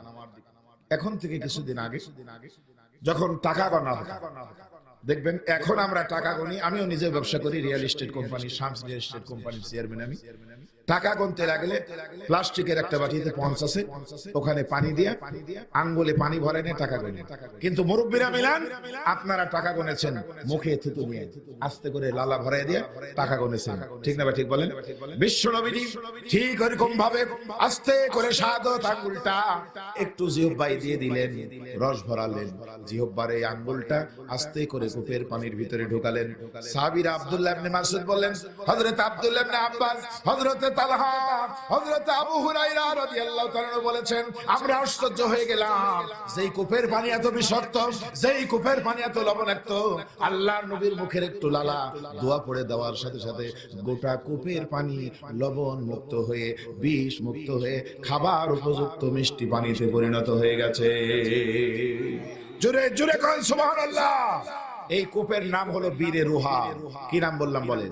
আপনি যদি মদিনা থেকে বদরের রোডে যান, হাতের ডান দিকে আপনি এই বীরে রুহার নিদর্শন দেখতে পাবেন। জোরে কোন সুবহানাল্লাহ। আজও সেই কূপে পানি বরাদ্দ, চারিদিকে কোথাও পানি নাই। বোরিং করলে যেখানে পানি পাওয়া যাবে না, আল্লাহ রাসূলের নিদর্শন আজও সেখানে বিদ্যমান আল্লাহ পাক রেখেছেন। কোন আলহামদুলিল্লাহ। মজার ব্যাপারটা কি জানেন? এই কথাগুলি শুনে কারো রাসূলের প্রতি আকৃষ্ট হবেন, গ্রহণ করবেন, কিন্তু কপাল যদি পোড়া হয়, হাজার বছর ধরে ওয়াজ করলো তার কপাল ভালো হবে না, ঠিক না বেটি? যেমনটি আবু জেহেল গোষ্ঠীর হয়েছিল। দেখেন, বলল মুহাম্মদ তুমি যে আল্লাহর নবীর নিদর্শন দেখাও। নবীজি আফসোস করে বললেন, কি নিদর্শন দেখাবো গো তোমাদের? আমার একটা আঙ্গুলের ইশারায় আল্লাহ পাক চাঁদ দ্বিখণ্ডিত করেছেন। সারা জীবন মিলে তুমি চাঁদ ধরতে পারবে না, ঠিক না বেটি? বলেন, এটা দেখেছো ঈমান আননি? গোটা গোষ্ঠী সহ সবগুলি একসাথে জোর যদি বাঁধো, মহাজোট মিলে একটা পাহাড় ঠেলা মারলে 1 ইঞ্চি পাহাড় লড়াতে পারবে না। এই বড় বড় পাহাড়গুলি আমার সাথে দৌড় দিয়েছে, আমাকে সালাম দিয়েছে, এগুলি তোমরা দেখেছো। এরপরে ইসলাম আননি। জোরে বলেন কথা, ঠিক না বেটি? আর কি করলে ইসলাম আনবে? এখনো পৃথিবীর জমিনে আবু জেহেলের চাচাতো মামাতো খালাতো ভাই বোন আছে। জোরে বলেন ঠিক না বেটি? চিৎকার মেরে বলেন ঠিক না? এবার আপনারা বলেন, যে রাসূলের মুখের লালা দিয়ে জন্ম অন্ধ ভালো হয়ে যায়, যে রাসূলের রক্ত শরীরের সাথে মিশে গেলে জাহান্নামের আগুন হারাম হয়ে যায়, যে রাসূলের ঘাম গায়ে মাখলে জাহান্নামের আগুন হারাম হয়ে যায়, যে রাসূলের জামার কাপড়ের কাপড় করলে কবর আযাব হবে না বলে স্বয়ং ইসলামের প্রথম মুসলমান কালেমা পড়া খাদিজাতুল কুবরা বলেছিলেন। আপনারা বলেন তো, এই রাসূলের আদর্শ যদি কেউ মেনে নেয়, সেই শরীরটা কি জাহান্নামের আগুনে পড়তে পারে? আওয়াজ তুলে বলেন পারে? যদি বুঝেন এক্ষুনি শেষ, তাহলে কি সিদ্ধান্ত নিতে পারবেন যেই রাসূলের নাম নিয়ে কবরে গেলে লাভ আছে, যেই রাসূলের শাফায়াত নিলে জান্নাতে যাওয়া যাবে, যেই রাসূলের আদর্শ মানলে জাহান্নামের আগুন হারাম হয়ে যাবে, যেই রাসূলের কালেমা লা ইলাহা ইল্লাল্লাহ মৃত্যুর আগে মুহাম্মদুর রাসূলুল্লাহটা বললে ফাদাখালাল জান্নাত, জান্নাতে যাওয়া যাবে। এখন থেকে সিদ্ধান্ত নিচ্ছি, এই মুহূর্ত থেকে রাতবার সমস্ত নেতা নেত্রীর আদর্শ পরিহার করে আল্লাহ রাসূলের আদর্শ সপরিবারে মেনে নিতে কে কে রাজি আছেন? দুই হাত তুলে আল্লাহকে দেখায় দেয়। লিল্লাহি তাকবীর। আল্লাহ কবুল করুক, বলেন আমিন। আমরা বলি আল্লাহকে আল্লাহ, বলেন আল্লাহ আমাদেরকে রাসূলের খাঁটি উম্মত হিসেবে কবুল করো, বলেন আমিন। বলেন আল্লাহ মৃত্যুর সময় ওই কালেমাটা পড়ার সুযোগ করে দাও, যেই কালেমা পড়লে ক্বালা লা ইলাহা ইল্লাল্লাহ দাখালাল জান্নাহ, জান্নাতে যাওয়া যাবে। আমাদেরকে সেরকম যোগ্য বানাও, বলেন আমিন। সেই আদর্শ নিয়ে কবরে যাওয়ার জন্য সুযোগ করে দিও, যে আদর্শের কথা সবাই বলে কবরে ফিরে আসবে। সেই রাসূলের শাফায়াত নসিব করে দিও, যে রাসূলের উম্মত হতে বলে লাভ আছে। জোরে বলেন আমিন, আরো জোরে বলেন আমিন। তাহলে বলুন, আমরা কখনো মিথ্যা কথা বলবো না, সত্যের সাথে থাকবো, 5 ওয়াক্ত নামাজ পড়বো। রাসূলের শেষ কথা ছিল নামাজ, নামাজ এবং নামাজ। জোরে বলেন কথা, ঠিক না ঠিক? রাসূল 3টি জিনিসকে ভালোবাসতেন, তার মধ্যে একটা হলো নারী। আমাদের চরিত্রটা দেখেন, রাসূল ভালোবাসতেন নিজের স্ত্রীকে, আমরা ভালোবাসি অন্যের স্ত্রীকে। রাসূল ভালোবাসতেন নিজের মেয়েকে, আমরা ভালোবাসি অন্যের মেয়েকে। জোরে বলেন কথা, ঠিক না ঠিক? রাসূল বললেন, মাকে যদি ভালোবাসা যায়, মাকে যদি ভালোবাসা যায়, তোমার জন্য জান্নাতটা ওয়াজিব হয়ে যায়। জোরে কোন সুবহানাল্লাহ। আজকের সমাজের মানুষেরা পীর সাহেবের কাছে দৌড়ায়, কত হাদিয়া তোফা। আহা, নিজের চাকরির প্রমোশনের জন্য মাছের পুকুরের বড় বড় মাছ, আমের সময় আম, ফসলের সময় ফসল, বাগানের সুন্দর সুন্দর চা, এরপরে হলুদ প্যাকেট পাঠায় দেয় প্রমোশনের জন্য। আল্লাহর কসম করে বলছি, ডানে বামে টাকা দিয়া প্রমোশনের কতটুকু হবে? তুমি খেদমত করে তোমার মায়ের, আল্লাহ পাক তোমাকে প্রমোশন এমন ভাবে দিবে, দুনিয়ার জমিন থেকে জান্নাতের চেয়ারে বসায় দিবেন। আওয়াজ তুলে বলেন কথা, ঠিক না ঠিক? সুতরাং আরেকটা সিদ্ধান্ত নেন, আব্বা আম্মার সাথে কখনো খারাপ আচরণ করব না। ওয়া ক্বাদা রাব্বুকা আল্লা তা'বুদু ইল্লা ইয়াহু ওয়া বিল ওয়ালিদাইনি ইহসানা। আব্বা আম্মার সাথে ভালো আচরণ করব। কে কে রাজি? হাতটা তুলে দেখান। লিল্লাহি তাকবীর। আল্লাহ কবুল করুক, বলেন আমিন। কলিজার টুকরা সন্তানগুলিকে মনের মতো করে মানুষ করেন। নৈতিক শিক্ষায় বছরের প্রথমে ভালো শিক্ষায় শিক্ষিত করেন। আজকের সমাজ ব্যবস্থা শিক্ষাঙ্গনে একদম শুরু থেকে শেষ পর্যন্ত 2 ডজন খানেক অমুসলিমের নেতৃত্ব দিয়েছে। সুতরাং শিক্ষা ব্যবস্থা কোন দিকে যাচ্ছে ভালো করে জানেন। অতএব আসুন ঘরে শিক্ষা প্রতিষ্ঠান, মাকে মায়ের কুল বানায় দেন। কোরআন পড়ুন, কোরআন বুঝুন, আল কোরআনের জীবন এবং সমাজ গড়ুন। আল্লাহ কবুল করুক, বলেন আমিন।